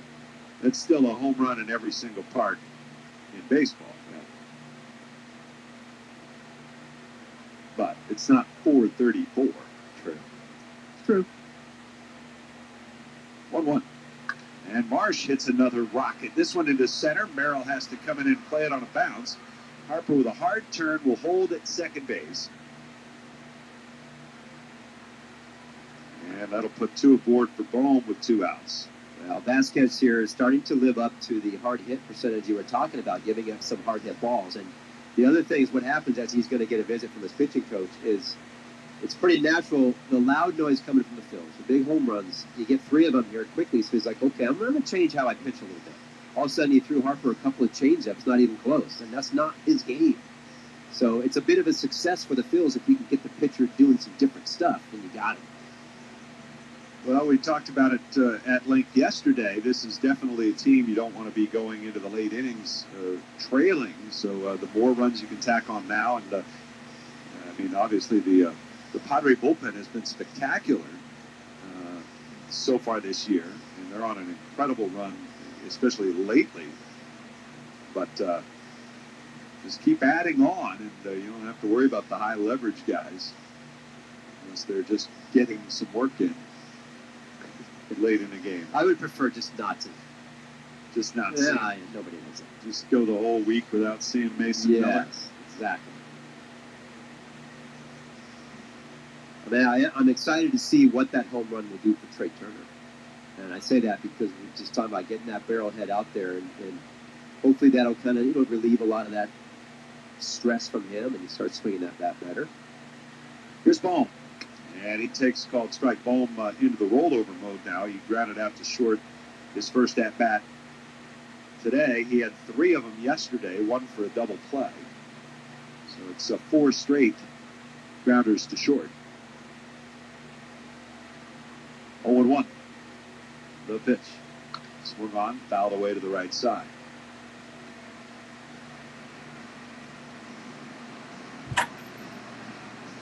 Quickly down to the count, no balls, 2 strikes. On Alec Bohm. I'm back. Vasquez comes set above the belt. A look back at second. Here's the pitch. And Bohm takes, breaking the ball down and away. Bohm had a long at-bat. Got to see a lot of pitches from Vasquez in the first inning. The at-bat didn't finish until the second because that was the sequence in which Marsh was picked off of first to end the frame. So Bohm had the at-bat in the second. 1-2. Swung on, fouled back. Yeah, he's getting some good swings, Alec Bohm is. Some big swings, but they're good swings, but he's fouling them off. And you get 2 strikes in there, you get a little bit into that protection mode, and then, as you said, he gets into the rollovers. Merrill shades him the other way in the outfield. He's slightly towards right center. Laureano way over towards the line in right field. 1 ball, 2 strikes. Vasquez. Again, a check of Harper at second. The pitch. Swung on, ground ball up the middle. That's a base hit. Harper's coming around third. They'll wave him to the plate. Marsh headed for third base. He'll stop there. It's an RBI single for Alec Bohm, and the Phillies, with 4 on the board early, lead it 4-0 over the Padres. Darn. Talk about this Padres team. They're struggling. One of those big guys struggling is Manny Machado at third base. That base hit went to center and hit well to Merrill. Marsh decides to go to third, and I thought they had a shot at third. Manny Machado was 20 feet off the bag, watching the play. It's like Merrill had nowhere to throw to. No, right? he had nowhere to go. That just can't happen. That's where you look at guys like Trey Turner, who's been struggling, but defensively he's been pretty good. Alec Bohm in his struggles still played third base. Here is Stott, and he swings and fouls one off. And another that hit by Bohm, that was on the ground, but 103.7 off the bat. I mean, that number, we mentioned the hard hit rating is Vasquez extremely high, and it might have been masking some issues. The earned run average didn't really tell the full story. 0-1 to Stott the pitch. And it's a little bit high for a ball, 1-1. Well, the average so far, I've got it at 95.5 miles an hour. That's all of the balls put in play right now by the Phils. That is very high, people. Yeah. For an average for a game, that's really high. 1-1. And that's up high. And it's 2 balls and a strike for Seamer, missing badly there. Stott grounded to second his first time up. Looking for his first hit in the series. The stretch by Vasquez in the 2-1. Swing and a miss. Bohm, his 23rd run batted in of the season. Stott has had a big RBI month here in the month of May. He's got 20 runs batted in during the month.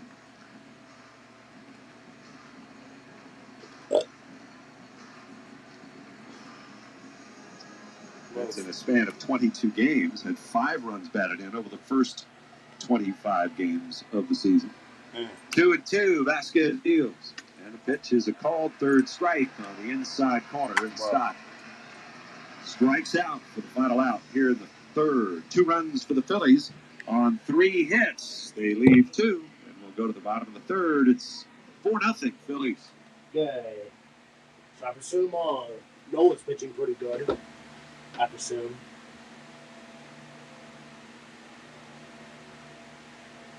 Oh, I missed another home run from Trey Turner. Wow. Bang.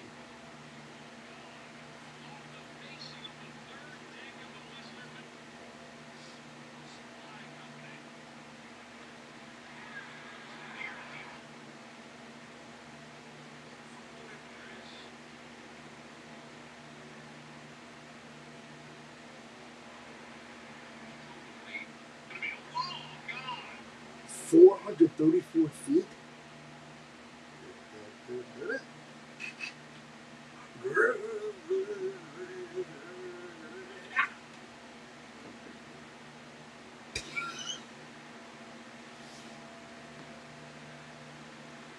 No.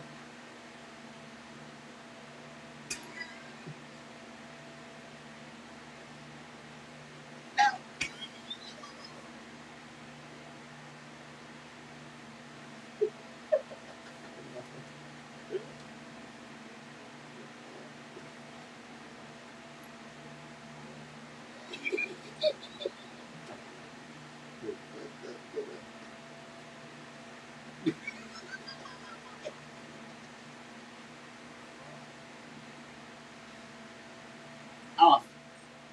Off. Off. Sir. Sir. Off.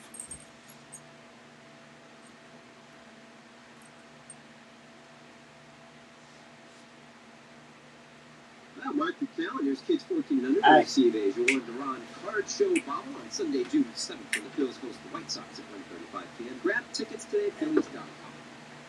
First pitch on the way to Ty France. And it misses down on the way ball 1. It's 4-0. Phillies leading it. Yeah. Nola has retired all 6 that he's faced on 22 pitches over the first 2 innings. Yeah. 1-0 pitch. France sticks. That's a strike. He's off to a good start. 289 hitter. Kind of a role player, which hit some. And, still hasn't gotten to 100 at bats yet. He's been productive for them. The 1-1. A swing and a foul back. He's got a lot of moving parts in that swing. There's a lot going on there at the plate. He's kind of moving around the box a little bit. That's how he keeps that relaxed tension. He's not a small guy. He's not a thin guy. They call him a stocky guy. 1 ball, 2 strikes. Nola kicks and deals. And a swing and a foul back. Who was that? Scott, who was that? He was with the Reds. Was it Morgan that used to? Or no, it was Foster. Remember Foster used to take Joe that back? Morgan used to do that. One of them with the back elbow would really hammer it down. And I remember trying that a couple of times. Ty France does a little bit of that with his back elbow. Trying to remind himself to keep it down. 1-2, and he rounds 1 foul over the third base dugout. Fielded flawlessly by Don Mattingly. That's probably because he took defensive work today, as he does just about every day. I'm pretty sure that he does that because that's his superstitious pitch. You know, he's got to do it. I think he likes it. I think he likes being on the field. I think he likes taking ground balls. Or he takes throws more than anything. There's another pitch that's going to this outside. That'll level the count, too. I don't think there's any doubt. If it doesn't happen, and he goes back to the hotel, and he's getting ready for bed, and he knows he didn't do it, it's a problem. In his head. 2 balls, 2 strikes on France. Ronaldo's pitch on away. Swing nice. That struck him out. Kind of on the sinker there. Just off the plate away. It's been a while since we've been able to say that Aaron Nola just threw that by him. Granted, it's only 93, but he's throwing enough on the edges that makes you have to chase as a hitter. Excellent pitch. Shut up. Here's Ramon Laureano. And the pitch. Breaking ball, it's in for a strike. I mean, being able to present the ball, the pitch, I should say, as a ball. Hitter thinks it's a ball, and then they recognize, oh, two-seamer, it's coming back. I gotta get up, and then he's late, right? And then he's late. 0-1. Swing and a miss. But if you start it so far outside that it's, then they know it's never coming back. Correct. I mean, my guess is France is probably as much as anything trying to protect it. Panic swing. Yeah. Laureano down to the count, and Nola is 0-2. Fastball. He missed with it. Down the way. Good sinker. 1 ball, 2 strikes. Laureano batting .208, 6 homers. Padres are last in the league in batting. 1-2. That misses down the way. Their team average is at .219.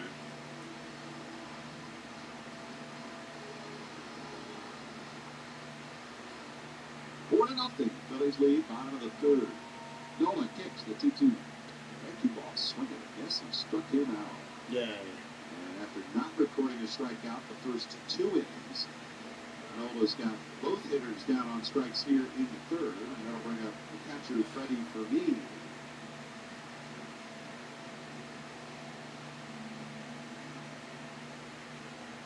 Matt said it on the pregame show today that he and Caleb Cochran were talking about it, and you know, Nola, his last time out, 4 runs in 5 innings, 8 hits allowed. His pitch to Fermin is on the way. He takes it. It's a little bit live, but some of the other things they measure, one of the things they loved about it is he didn't walk it. He was generally throwing strikes.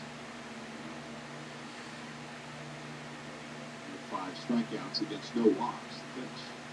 And that's a breaking ball that just missed. And that's been an issue for Nola. Certainly more walks than normal. Way above his career normal. He's over 3 walks per 9 innings this season. 2 balls, no strikes. No pitch. Swung on, hit sharply, foul down the 3rd base line. Almost hit the umpire. David Rackley dances out of the way. And that's a pitch. It's a 2-0 count. So Aaron knows he has to throw a strike. He gets it in on the other half. He gets away with it. And if you go back a little more in, but I mean, he has to throw a strike. And where he's at, and the movement, and the lack of maybe some of the velocity, those balls are going to get hit hard. He's not catching any breaks. They just get hit pummeled. There's the 2-1 pitch. And that one is inside. The other thing about that pitch is at least in the bottom 3rd of the strike zone. Right. It's not in an elevator, middle end, belt high. That could really be trouble, too. He's behind in the count to Fermin at 3-1. And the right-hander's pitch. Breaking ball, popped up. Shallow right, Stock going out, Marsh coming on. Marsh is calling, and he'll make the catch. And it's 9 up and 9 down for Aaron Nola to start the night. We're going to the 4th. It's the Phillies 4 and the Padres 0. Yay.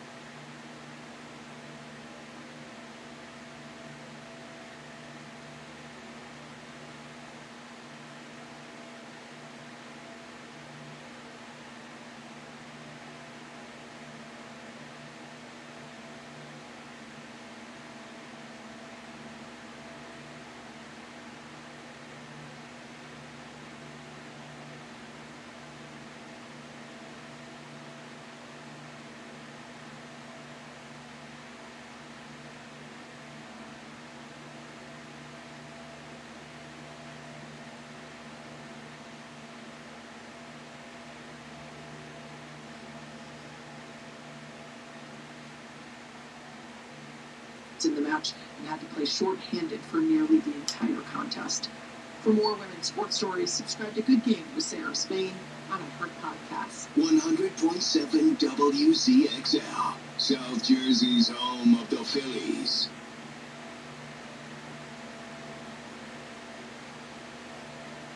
It's the RAV4th inning presented by Toyota. Check out Toyota.com to get your new 2026 RAV4 today. Toyota, let's go Phils, let's go Kevin Scott. And Scott, just for everybody out there, it's 4-0 Phils. I've just been laid down the pressure from my two partners in the booth. Don't screw it up, Stopper, as they say. So I won't. Top of the fourth, Phils up 4-0. All about home runs so far. JT Realmuto, who has one of those home runs, got that in the second inning. An absolute bomb to left field with a step in. First pitch that he sees is a breaking ball away for a ball. Manny Machado now kind of guarding the third base line. He's way back there, but he was covering the line on JT. Bogarts follows in the shortstop. 1-0 pitch. That's a strike. Well, it's a right-handed starter on the mound tonight, but you got three right-handed hitters that have driven in runs, two of them via the homer. And that's significant for the Phils as they try to get those guys going. 1-1 pitch is a ball. No kidding, the right-handed hitting from the Phils has been non-existent. 2-1 count. Rocks and fires. The ground ball foul off his toe. JT kind of takes a little stroll. Doesn't matter if JT is behind the plate. Apparently in the batter's box, he's been getting beat up quite a bit. Justin Crawford on deck. Justin threw out in the second inning. Entire lineup, other than Harp and Marsh, they're back-to-back lefties. After that, it's left-right for the Phil's lineup today. JT steps back in, looks like he's okay. Counts 2-2. Vasquez, the pitch, swing and a miss. Looks like he did foul it out, yeah. Just got a piece of it. Get another piece of himself. No, he's still shaking off the toe from the previous pitch. Still working on the toe from the pitch. 2-2. Pitch. Now straight back. Do it again. I don't know if you had a chance to look at the coaches. I think I always take a picture of the coaches for the Padres and put it in my little iPad so I know who's who is. I have 17 coaches listed. The 2-2. This ball's hit way up in the air. I think it's going to stay just in the infield to Tatis Jr. at second base, and he will make the catch. That's one out. 17 coaches? I counted 17 coaches on there. The Phils aren't far behind. I think they have listed 13, 12 or 13. It's a lot. Mr. Crawford will step in on the left side. First pitch he sees is fouled straight back. The Phils will be heading up to play the Dodgers here in a couple of days. Their coaching staff, they only have 7 or 8. I don't know if they just decide who to list and who not. Pretty full buses. 0-1. Ball's hit high in the air again. This will also stay in the infield, but this time over to shortstop Bogarts. He camps under it and makes the catch. Couple of pop-ups for 2 outs.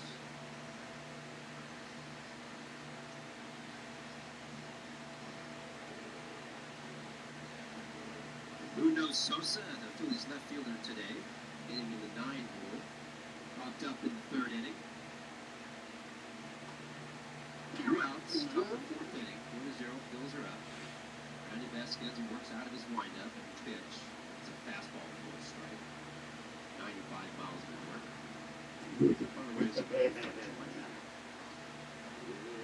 It's being tested. It's being tested. The 0-1.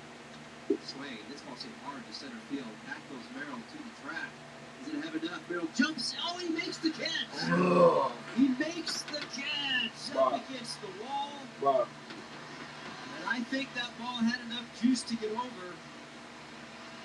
And just like that, Jackson Merrill still playing really good defense, robs Edmundo Sosa, and that ends the home run streak of a home run per inning. Oh, terrific play by Merrill. You suck. Well, we'll head to the middle of the fourth inning. You suck.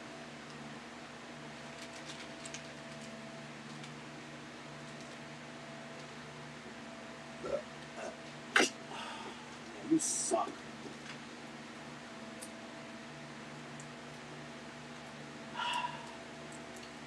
Damn you, Jackson Merrill.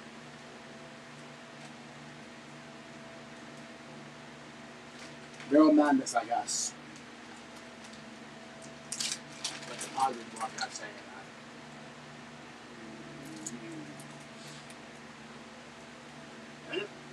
that.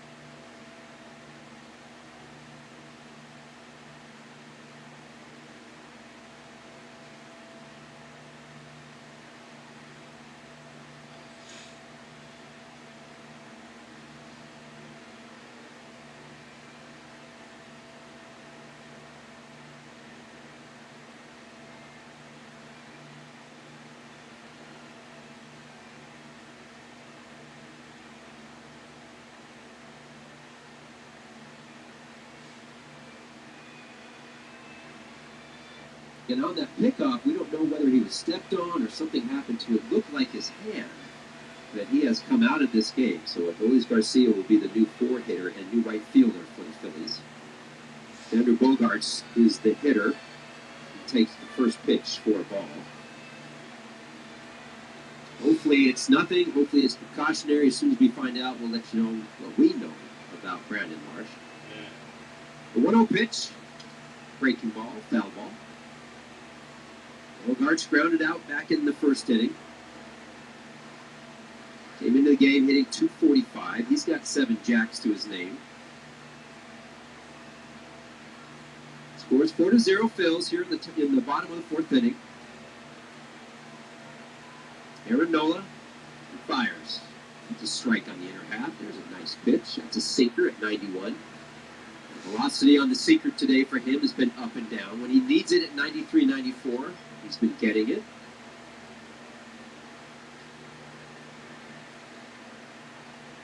The 1-2. This ball's hit hard toward Alec Bohm. One step to his left. He snags it, turns, and throws Bogaerts out, who decided to just shut it down halfway down the first base line. Nice play down there by Alec Bohm. 2 outs.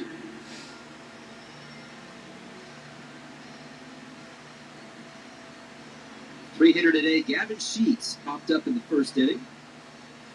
He'll step in against Aaron Nola. Nola, 45 pitches, 29 strikes, 16 balls to this point. First pitch. That's up for a ball.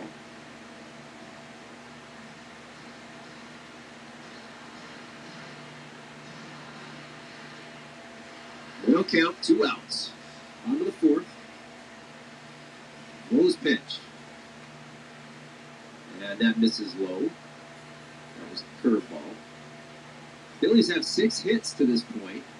Padres, no hits.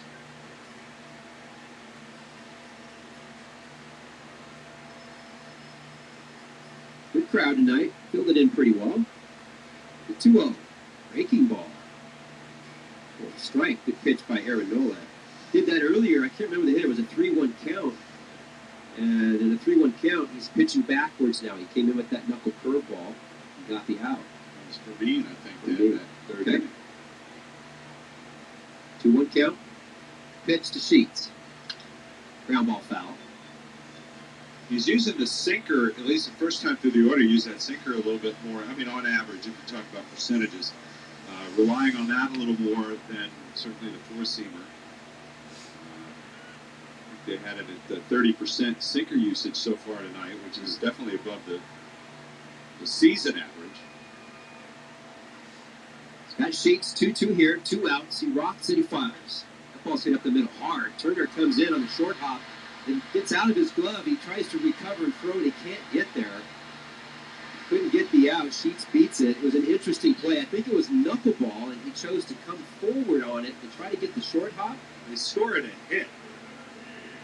Yeah, I mean, this is one of the few times he comes through it and it just gets under that glove. He knocks it down but can't recover.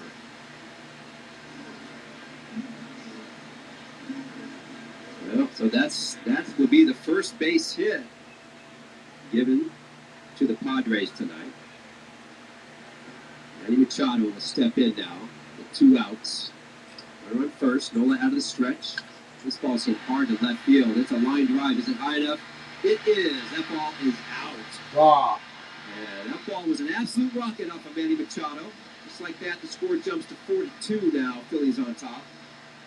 And Trey Turner right now is kind of kicking himself that he wasn't able to make that play. And Aaron Nola comes back to hurt him on the first pitch that Machado sees. Hits his 9th home run of the season. Well, Machado, who's really struggled, and 2 for 21 lifetime against Nola.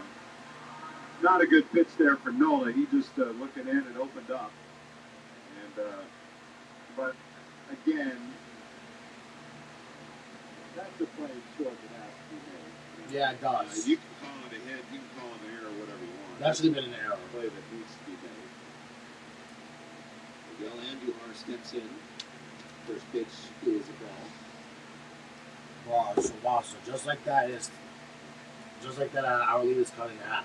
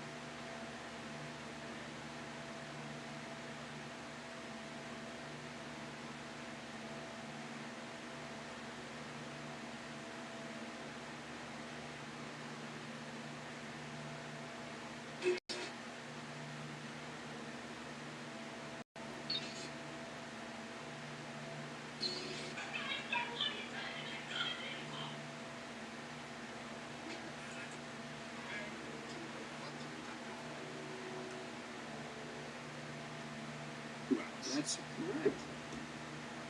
Harper's homer, 2 outs, nobody on. Realmuto's homer, 2 outs, nobody on. Turner's homer, 2 outs, nobody on. And Sosa's would have been 2 outs, nobody on. But Jackson Merrill robbed him of a home run. The 2 pitches up for a ball. Manny Machado's was a 2-run homer, but also came with 2 outs in the end. Counts 1-2 to Schwarber. The pitch. It's hit hard at second base. Tatis goes down to the ground and snags it. And from his knee, he throws out Kyle Schwarber. Wow. And I tell you, that was a really nice play, but I'm also going to leave that with a pretty lucky play. That's one of those plays being, 6'4", like Ryan Sandberg height, just kind of fell over and snagged it. 1 out. Well, that's another one. Triple-digit exit velo. Trey Turner, first pitch that he sees is a strike. He's not missing many bats. He's got 1 strikeout tonight. It was looking and stopped. 3-0-1. Foul ball. Counts 0-2. Turner had a home run back in the 3rd. Flew out back in the 1st. Trey today hitting in the 2-hole. Good spot for him right now. The next pitch is down and away for a ball.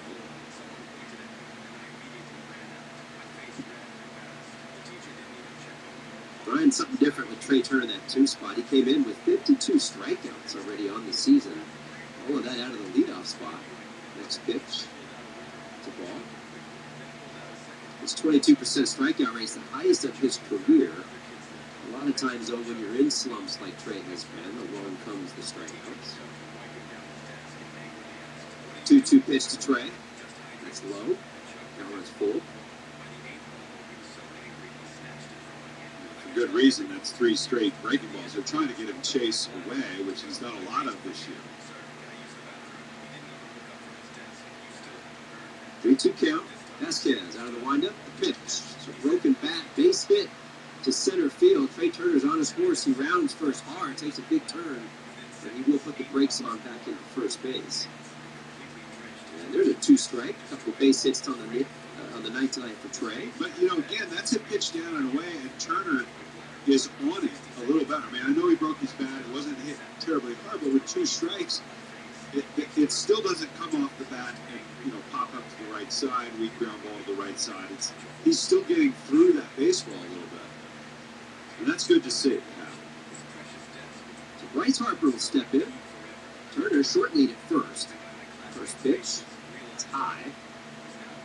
Bryce had a home run in the 1st. Walked back in the 3rd. Double play depth up the middle. Tatis Jr. is playing more pull than anything at second base. Vasquez checks the runner and the pitch. That's away. That's a ball. Count runs 2-0. Hitters count here for Bryce Harper. Manny Machado is playing basically in the shortstop hole. Bogarts is up the middle. Straight away out in center field, but deep. Turner on first. Gets his lead. The pitch. Swing and foul ball straight down.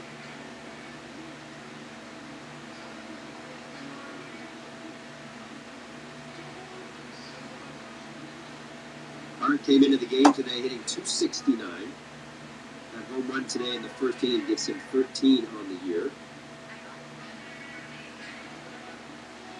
Counts 2-1, 1 out. Turner on first. Pretty good lead at first. Vasquez takes a look. Oh! And picks. Trey was thinking about it. Does get back.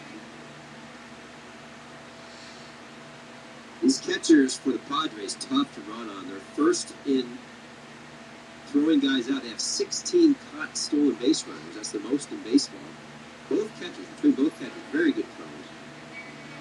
And they pick again to Trey. He gets back a little closer this time, but now that's 2 picks. I believe Trey will be off and going here. Hart steps back in, taps the plate back and forth. Vasquez comes set, Trey with his lead. He doesn't go. Pitch, swing and a miss. 94-mile-an-hour sinker, looked a little late. Counts 2-2. See the scoreboard factoid for Bryce Harper here? I'm not reading.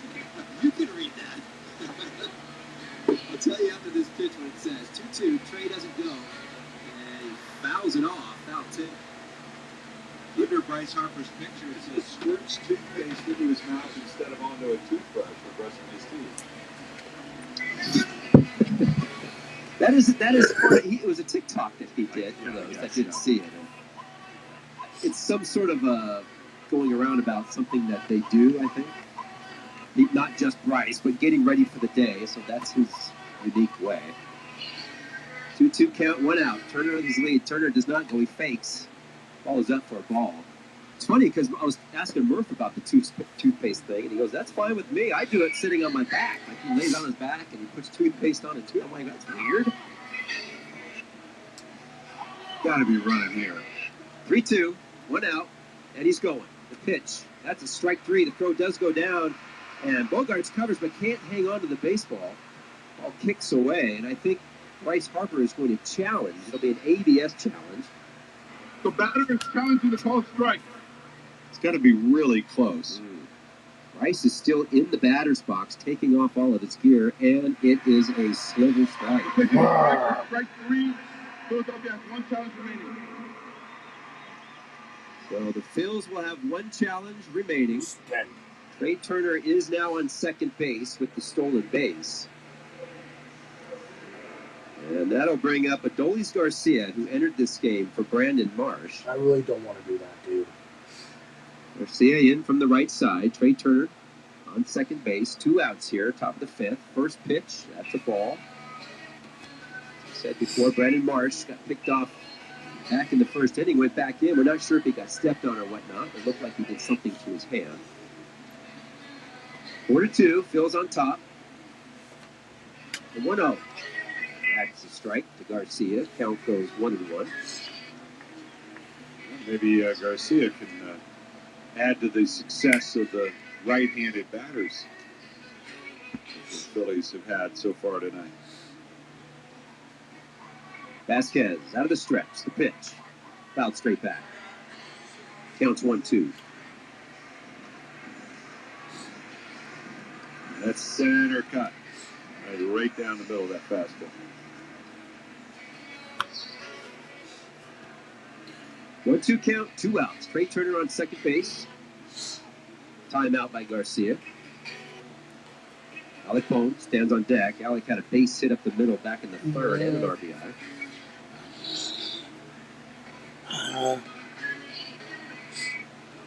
Garcia, open stance. Bat on the shoulder. Gets it ready. Vasquez.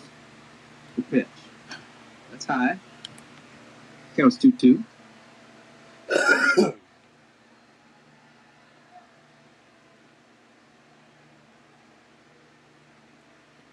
Garcia could really use a hit, as could the Phils here, to get back at least one of those runs. Yes, please. Pitch to Garcia. That ball's hit towards shortstop. Bogarts gets over in front of it and flips across the field. No problem for the 3rd out of the inning. And even though Trey Turner gets on, they can't get a run here to answer in the 5th, so we'll roll to the bottom of the 5th inning. They suck.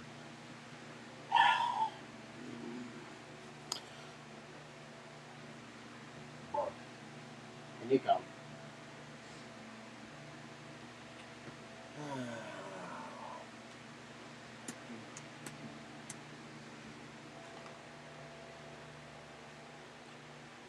Yay, 2 bars.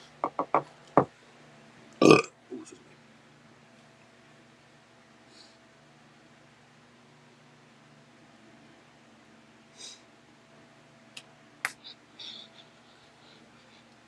Excuse me.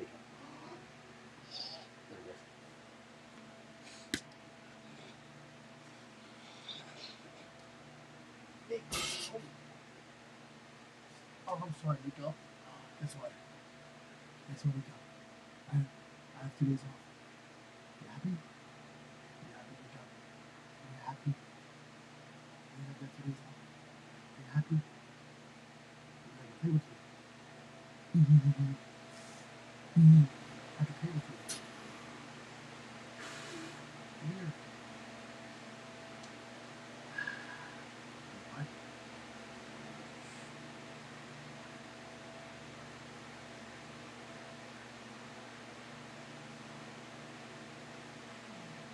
There you go. I have a treat for you. You want it?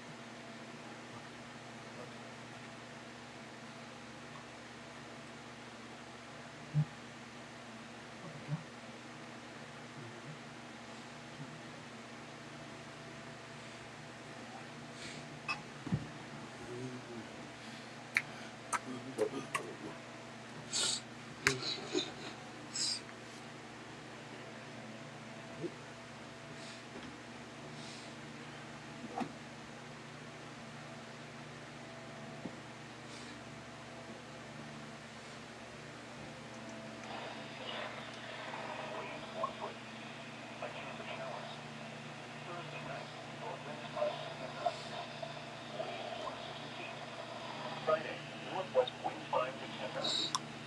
Waves 150 feet. Friday night, southwest wind 5 to 10 knots. Waves 1 foot. Saturday, north winds 10 to 15 knots. Waves 150 feet.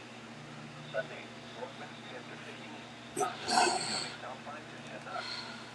Waves 150 feet. Winds and waves higher and visibility for extended thunderstorms. This is the North National. Northwest 1 foot.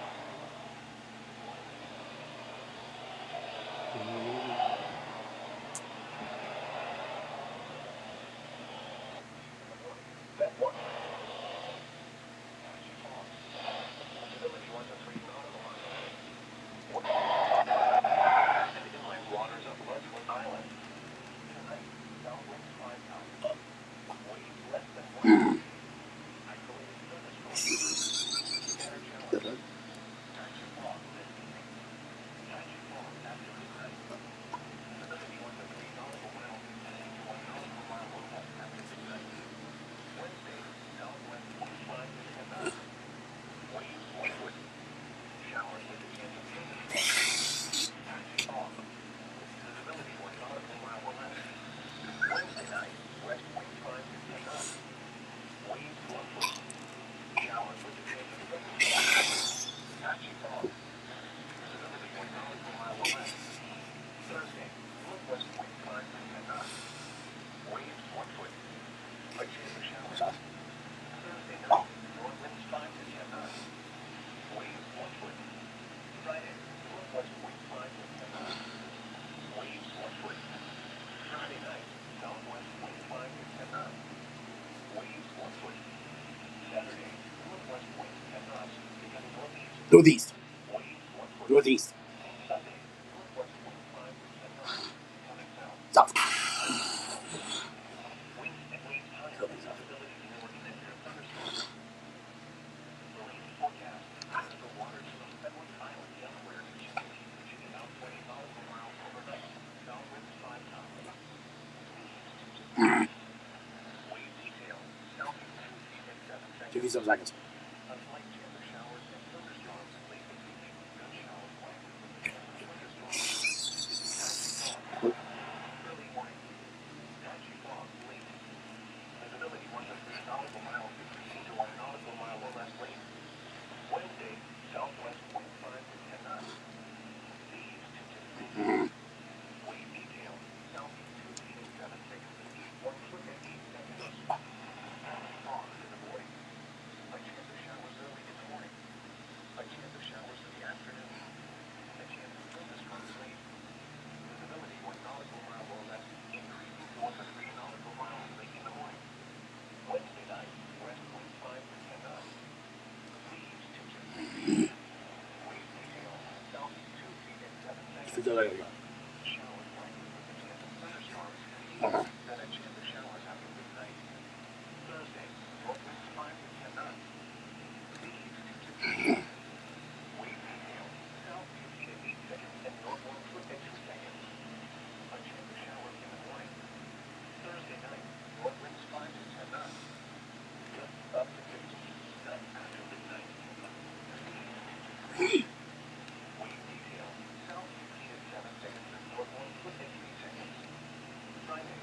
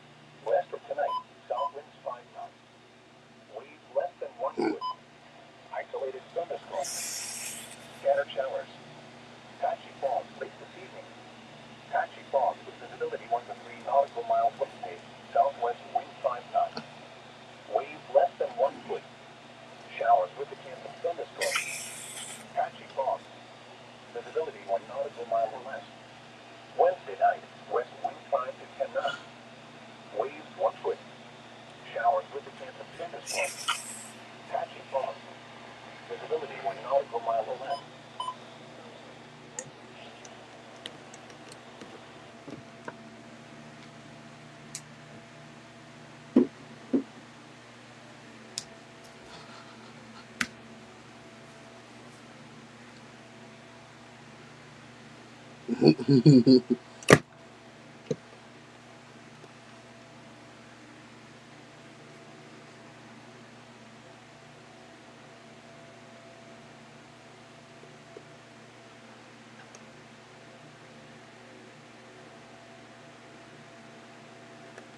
and visibility lowering and near thunderstorms. Marine forecast. Tanker Sound and inland waters of Westwood Island. West of tonight, south wind strike times. Waves less than 1 foot. Isolated thunderstorms. Scattered showers. Patchy fog late this evening. Patchy fog with visibility 1 nautical mile or less. Wednesday, southwest winds 5 to 10 knots. Waves 1 foot. Showers with a chance of thunderstorms. Patchy fog. Visibility 1 nautical mile or less. Wednesday night, west winds 5 to 10 knots. Waves 1 foot. Showers with a chance of thunderstorms. Patchy fog. Visibility 1 nautical mile or less. Thursday, northwest winds 5 to 10 knots. Waves 1 foot. A chance of showers. Thursday night, north winds 5 to 10 knots. Waves 1 foot. Friday, northwest winds 5 to 10 knots. Waves 1 foot. Friday night, southwest winds 5 to 10 knots. Waves 1 foot. Saturday, northwest winds 10 knots, becoming northeast. Waves 1 foot. Sunday, northwest winds 5 to 10 knots, becoming south. Waves 1 foot. Winds and waves higher and visibility lower in and near thunderstorms. The current time is 11:06 p.m. Eastern Daylight Time. The Salisbury, Maryland climate summary for this evening as of 5 p.m., May 26, 2026. Today's high temperature was 79 degrees and the low 68 degrees. 0.01 inches of precipitation fell today, which brings the monthly total to 1.86 inches. The total precipitation for the year now stands at 10.60 inches. The record high for tomorrow is 97, which occurred in 1914, and the record low is 40, which occurred in 1967. Sunset tonight is at 8:16 p.m. Sunrise tomorrow is at 5:42 a.m. Offshore waters forecast Baltimore Canyon to Cape Charles Light to 100 nautical miles. Tonight, south to southwest wind 5 to 10 knots, becoming southwest 5 to 15 knots. Seas 3 to 4 feet. Scattered showers, thunderstorms, and areas of fog with visibility 1 nautical mile or less. Wednesday, west to southwest winds 10 to 15 knots. Seas 3 to 5 feet. Scattered showers and areas of fog with visibility 1 nautical mile or less. Wednesday night, west winds 10 to 15 knots. Seas 3 to 5 feet. Thursday, west to northwest winds 10 to 15 knots. Becoming north 5 to 10 knots. Seas 3 to 5 feet. Scattered showers and thunderstorms. Thursday night, north to northeast winds 5 to 10 knots. Seas 3 to 4 feet. Friday, north winds 5 to 10 knots, becoming variable. Seas 3 to 4 feet. Friday night, south to southwest winds less than 10 knots, becoming southwest. Seas 3 to 4 feet. Saturday, west wind 5 to 15 knots. Seas 3 to 5 feet. Saturday night, northwest wind 5 to 10 knots, becoming north 10 to 15 knots. Seas 4 to 5 feet. Sunday, north winds 10 to 15 knots. Seas 5 to 6 feet. Sunday night, northeast winds 5 to 10 knots, becoming west to northwest. Seas 4 to 5 feet.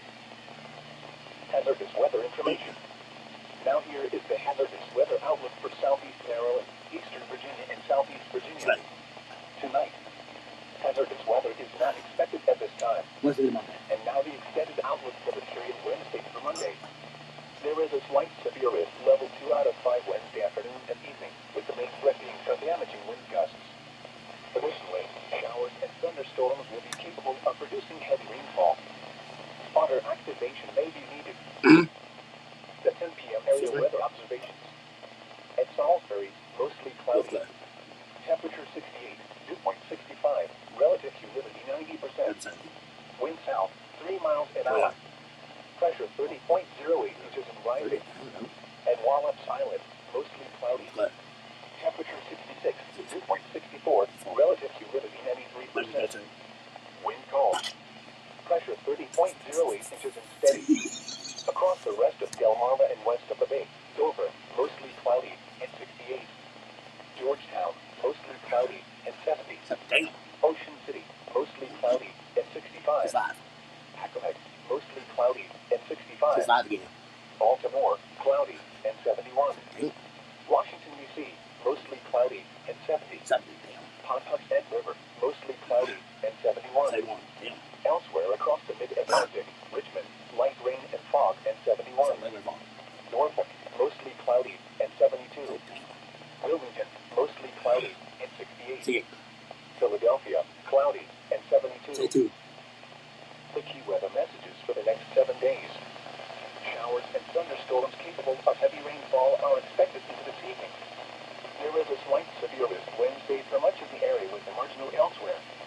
In addition, locally heavy rainfall will be possible area-wide. Drier weather returns to end the week and likely continues through the upcoming weekend. Now the official National Weather Service forecast. West of tonight, cloudy. A slight chance of showers and thunderstorms early this evening, then showers likely with a chance of thunderstorms. Patchy fog. Lows in the lower 60s. South winds around 5 miles per hour. Chance of rain 70%. Wednesday, patchy fog in the morning. Cloudy with a chance of showers. A chance of thunderstorms, mainly in the morning. Highs in the mid-70s. Southwest winds 5 to 10 miles per hour. Chance of rain 50%. Wednesday night, mostly cloudy. Showers likely with a chance of thunderstorms in the evening, then a chance of showers after midnight. Lows in the lower 60s. West winds 5 to 10 miles per hour. Chance of rain 70%. Thursday, partly sunny. A chance of showers in the morning. Highs in the mid-70s. North winds 5 to 10 miles per hour. Chance of rain 30%. Thursday night, clear. Lows in the upper 50s. North winds 5 to 10 miles per hour. Friday, sunny. Highs in the lower 70s. Friday night, mostly clear. Lows around 60. Saturday, partly sunny. Highs in the mid-70s. Saturday night, partly cloudy. Lows in the upper 50s. Sunday, mostly sunny. Highs in the upper 60s. Sunday night, mostly clear in the evening, then becoming partly cloudy. Lows in the upper 50s. Monday, partly sunny. Highs in the upper 60s. Monday night, partly cloudy. Lows in the upper 50s. Tuesday, partly sunny. Highs in the upper 60s. The beach forecast. Wednesday, recurrent risk low. Surf height, around 2 feet. Water temperature lower 60s. Weather, mostly cloudy. Patchy fog. A chance of showers and a slight chance of thunderstorms. Beach temperatures, in the mid-70s. Beach winds. Southwest winds 5 to 10 miles per hour. Tides, Ocean City Fishing Pier. Low at 11:28 a.m. Eastern Daylight Time. High at 5:52 p.m. Thursday, recurrent risk low. Surf height, around 2 feet. Weather, mostly sunny. Beach temperatures, in the mid-70s. Beach winds. North winds 5 to 10 miles per hour. Tides, Ocean City Fishing Pier high at 6:06 a.m. Low at 12:09 p.m. Here are the marine and buoy reports for 10 p.m. across the lower Chesapeake Bay and coastal waters. All wave and swell heights are in feet. Wave and swell periods are in seconds. Potomac River buoy, air temperature was 68. The wind was south at 4 knots. Cove Point, air temperature was 68. The wind was southeast at 7 knots. Piney Point, winds were southeast, 6 knots. Bishop's Head, air temperature was 70. The wind was south at 7 knots. Louisetta, air temperature was 71. Water temperature 71. The wind was south at 5 knots. Rappahannock Light, winds were southeast, 5 knots. Yorktown Coast Guard Station, air temperature was 69. Water temperature 71. Chippewa Peak, water temperature 68. The wind was southeast at 5 knots. Dominion Terminal Newport News, air temperature was 71. The wind was east at 2 knots. South Craney Island, air temperature was 73. The wind was southeast at 3 knots. Cape Henry, air temperature was 69. The wind was south at 2 knots. Brandywine Shoal Lake, Delaware, winds were south, 10 knots. Air temperature 64. Fenwick Island buoy, winds were southwest, 8 knots. Water temperature 61. Air temperature 62. Buoy 64 nautical miles east of Virginia Beach, air temperature was 70. Wave height 3 feet. Wave period 8. Buoy just east of Cape Henry. Water temperature 67. Wave height 2. Wave period 8. Duck Cove Pier, air temperature was 73. The wind was south at 4 knots. Diamond Shoal buoy, air temperature was 79. Wave height 4 feet. Wave period 8. The wind was southwest at 16, knots gusting to 19. Here are the marine and buoy reports for 11 p.m. across the lower Chesapeake Bay and coastal waters. All wave and swell heights are in feet. Wave and swell periods are in seconds. Potomac River buoy, air temperature was 68. The wind was south at 4 knots. Cove Point, air temperature was 68. The wind was southeast at 8 knots. Piney Point, winds were southeast, 5 knots. Bishop's Head, air temperature was 69. The wind was south at 7 knots. Lewis Head, air temperature was 70. Water temperature 71. The wind was south at 4 knots. Rappahannock Light, winds were southeast, 5 knots. Yorktown Coast Guard Station, air temperature was 70. Water temperature 71. The wind was east at 3 knots. Churchill Peak, water temperature 67. The wind was east at 3 knots. Dominion Terminal Newport News, air temperature was 72. The wind was east at 3 knots. South Craney Island, air temperature was 73. The wind was northeast at 3 knots. Cape Henry, air temperature was 68. The wind was southeast at 3 knots. Brandywine Shoal Lake, Delaware, winds were south, 11 knots. Air temperature 68. Fenwick Island buoy, winds were south, 6 knots. Water temperature 61. Air temperature 61. Buoy on Virginia Beach 64 nautical miles. Water temperature 68. Air temperature 70. Buoy just east of Cape Henry. Water temperature 67. Wave height 2. Wave period 7. Duck Cove Pier, air temperature was 71. The wind was southeast at 4 knots. Diamond Shoal buoy, air temperature was 78. Wave height 4 feet. Wave period 6. The wind was southwest at 17, knots gusting to 21.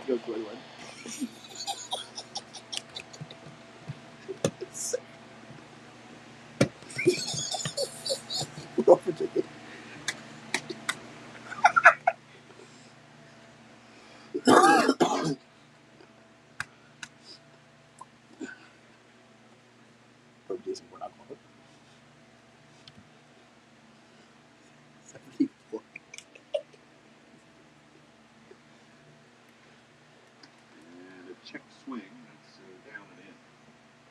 1 ball and 1 strike. 4-2. Phillies lead. Out of the 6th.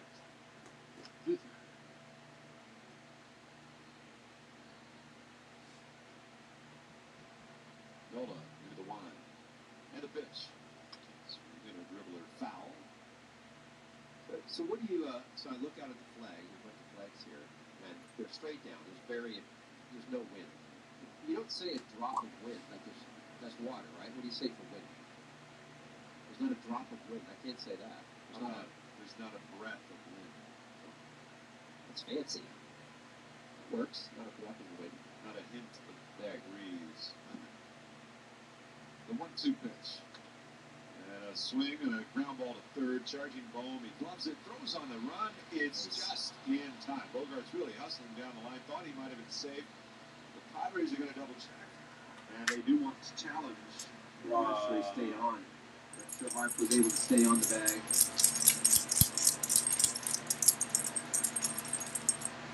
So, Chris Cuccione coming in to make the announcement. Challenging the South Call. The South Call. Way to be locked in. Don't even know what got called. And we'll get our first look on the video board. Yeah, he's pretty safe. Oh my God. It would have been interesting. He's going to be called safe here. I think it should be a quick one. It would have been interesting if Bryce had. Yeah. Bogarts hit the bag and ran through the bag, and then actually kind of stayed in fair territory when he turned. I wonder if Bryce had gone back and tagged him if they would have called him out. Doesn't matter now. The suck call is overturned. You suck. And here's Gavin Sheets. One of the better power threats, of course, and on here. We're up here is the tying run. Big spot for Nola. Runner goes. The pitch is taken. The throw by JT, and he is safe at second base. Turner putting the tag on the back leg of Bogarts. There's 8 for 8 so far, maybe 9 for 9 in stolen base attempts. As the Phillies are not going to challenge the safe call. Are you serious? No one even pay attention. Bogart's going right away on Nola. So now runner in scoring position. Lately with the Padres, that means you've got him right where you want him. He's put him in the scoring position. Is that where we're going with this? For the past 23. Good.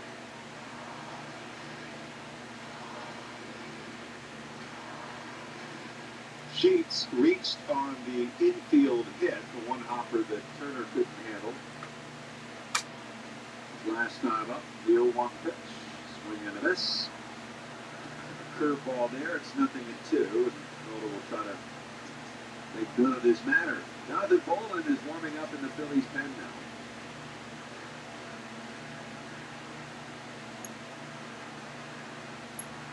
now. No balls, 2 strikes. Gavin Sheets. Here's the pitch. Swing and a miss, he struck him out. A 4-seam fastball, and he blows it by. Gavin Sheets for the final out here in the 6th. No runs on a hit, 1 left. We're headed to the 7th. Phillies in front, 4-2.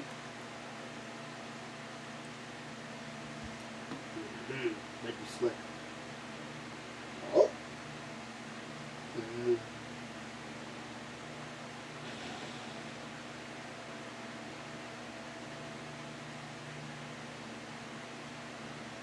Division title with the Carolina Panthers, which is not really a sentence I expected to be saying this season, but we're just trying to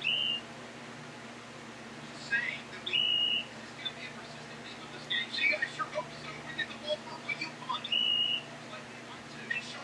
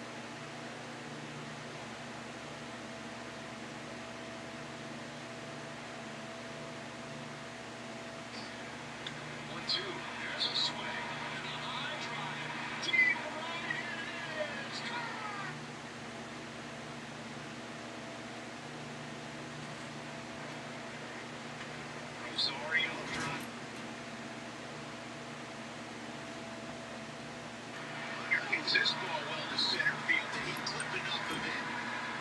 Yes, indeed. And the Rockies.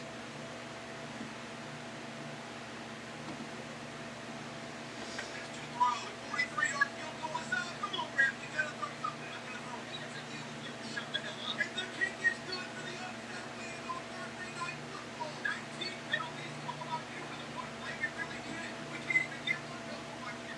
19 penalties. We shouldn't have even needed the extra one. And now we might not even win the division. Need some for some first years.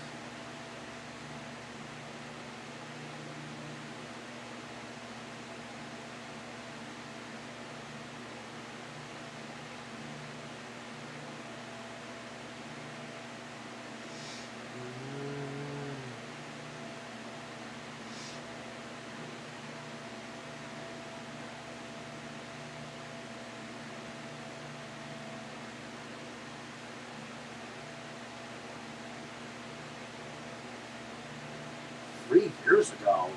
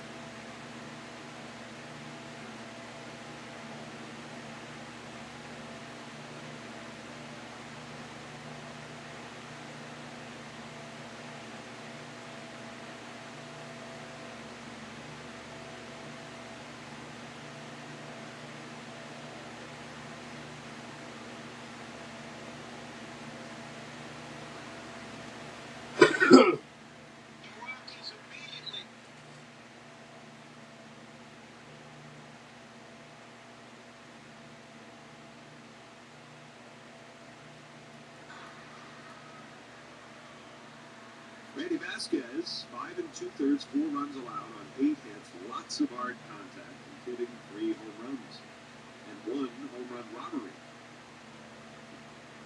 1-2. It's up high. 98 on that fastball. He loves his changeup. He's got a good one. He uses it a lot. Bradley Rodriguez, who debuted last year, is getting a little taste of the big leagues. 7 appearances. 2-2. Swung on, hit high in the air to right center. Merrill and Laureano converge. Laureano is calling. And right center will make the catch. 2 down. Kyle has been so close all night. Yeah. I mean, it really is. I mean, it's hard to explain. I mean, broken a couple bats. He's just a little early. Now Trey Turner's got 2 hits tonight, a single and a homer. And a pitch. Is up high. He snapped an 0 for 18 skid with his 3rd inning home run, and it was a long one, 434 feet.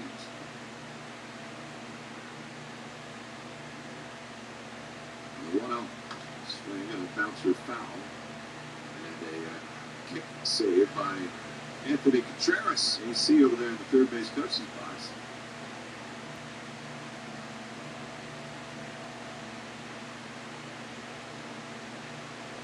One ball, 1 strike. 2 outs, nobody on the pitch. Way outside. I didn't ask you yet today, did you see Craig Kimbrell signed with the Rays? I did see. He actually debuted. Was it today. He got in. Yeah, he already got in. Luck to the Rays. 2-1 the count. And no one cares about the Knicks. Swing and a miss. There's the changeup. 90 miles an hour. Nobody cares about the Knicks, bro. No one cares.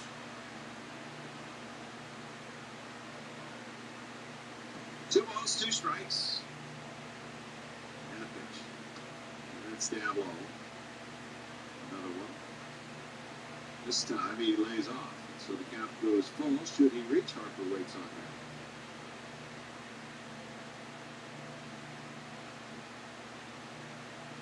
that. Rodriguez comes set. And a 3-2 to turn. Fouled it off.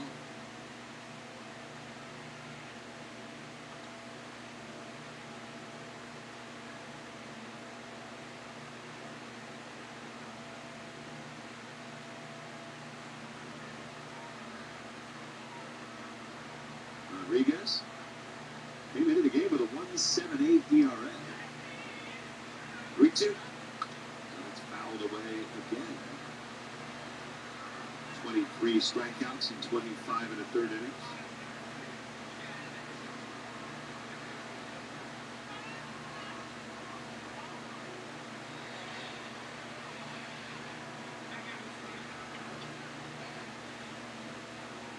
We'll try another 3-2 pitch to turn. And a swing and a miss. He got it. Fastball at 99 miles an hour. And Turner strikes out. A 1-2-3 inning. Just the second of the night for Padres pitching. It is stretch time in San Diego as they go to the bottom of the seventh. 4-2 Phillies.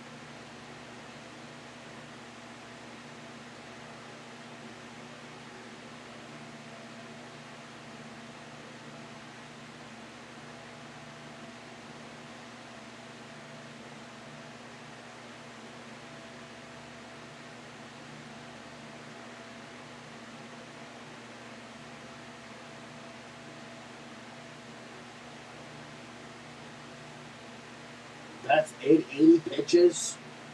Come on, no one needs to go out for another inning, bro.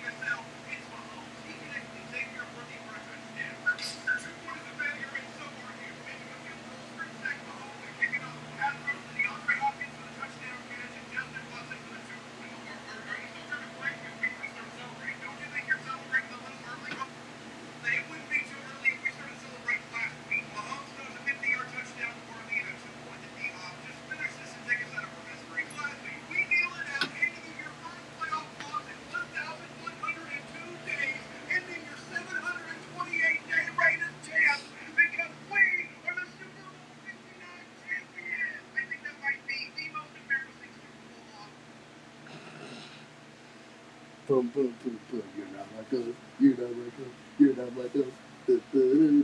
Yo.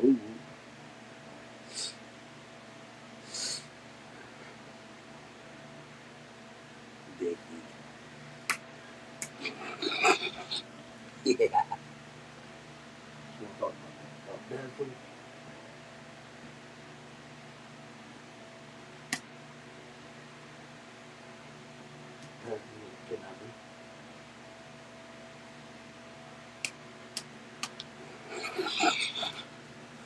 Yeah. You're not my girl. You're not my girl. I actually do read the live chat.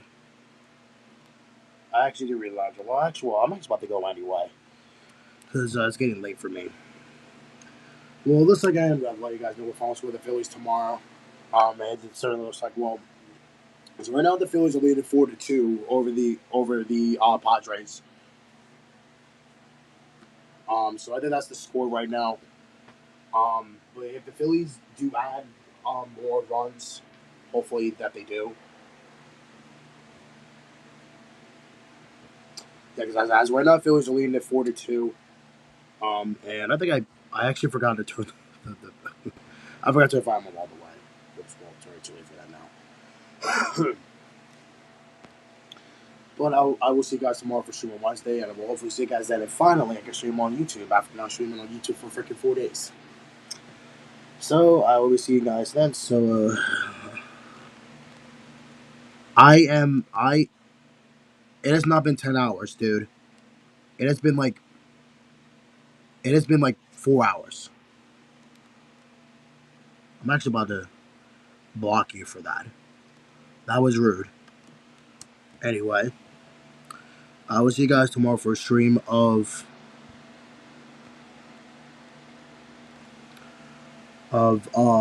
stream Wednesday, and we'll hopefully see you guys then. So have a great rest of y'all. Tuesday, yeah. There's those pieces now, and you Transformers came through 1341. That was disrespectful of you. You were banned for watching my YouTube channel. There's always pieces out.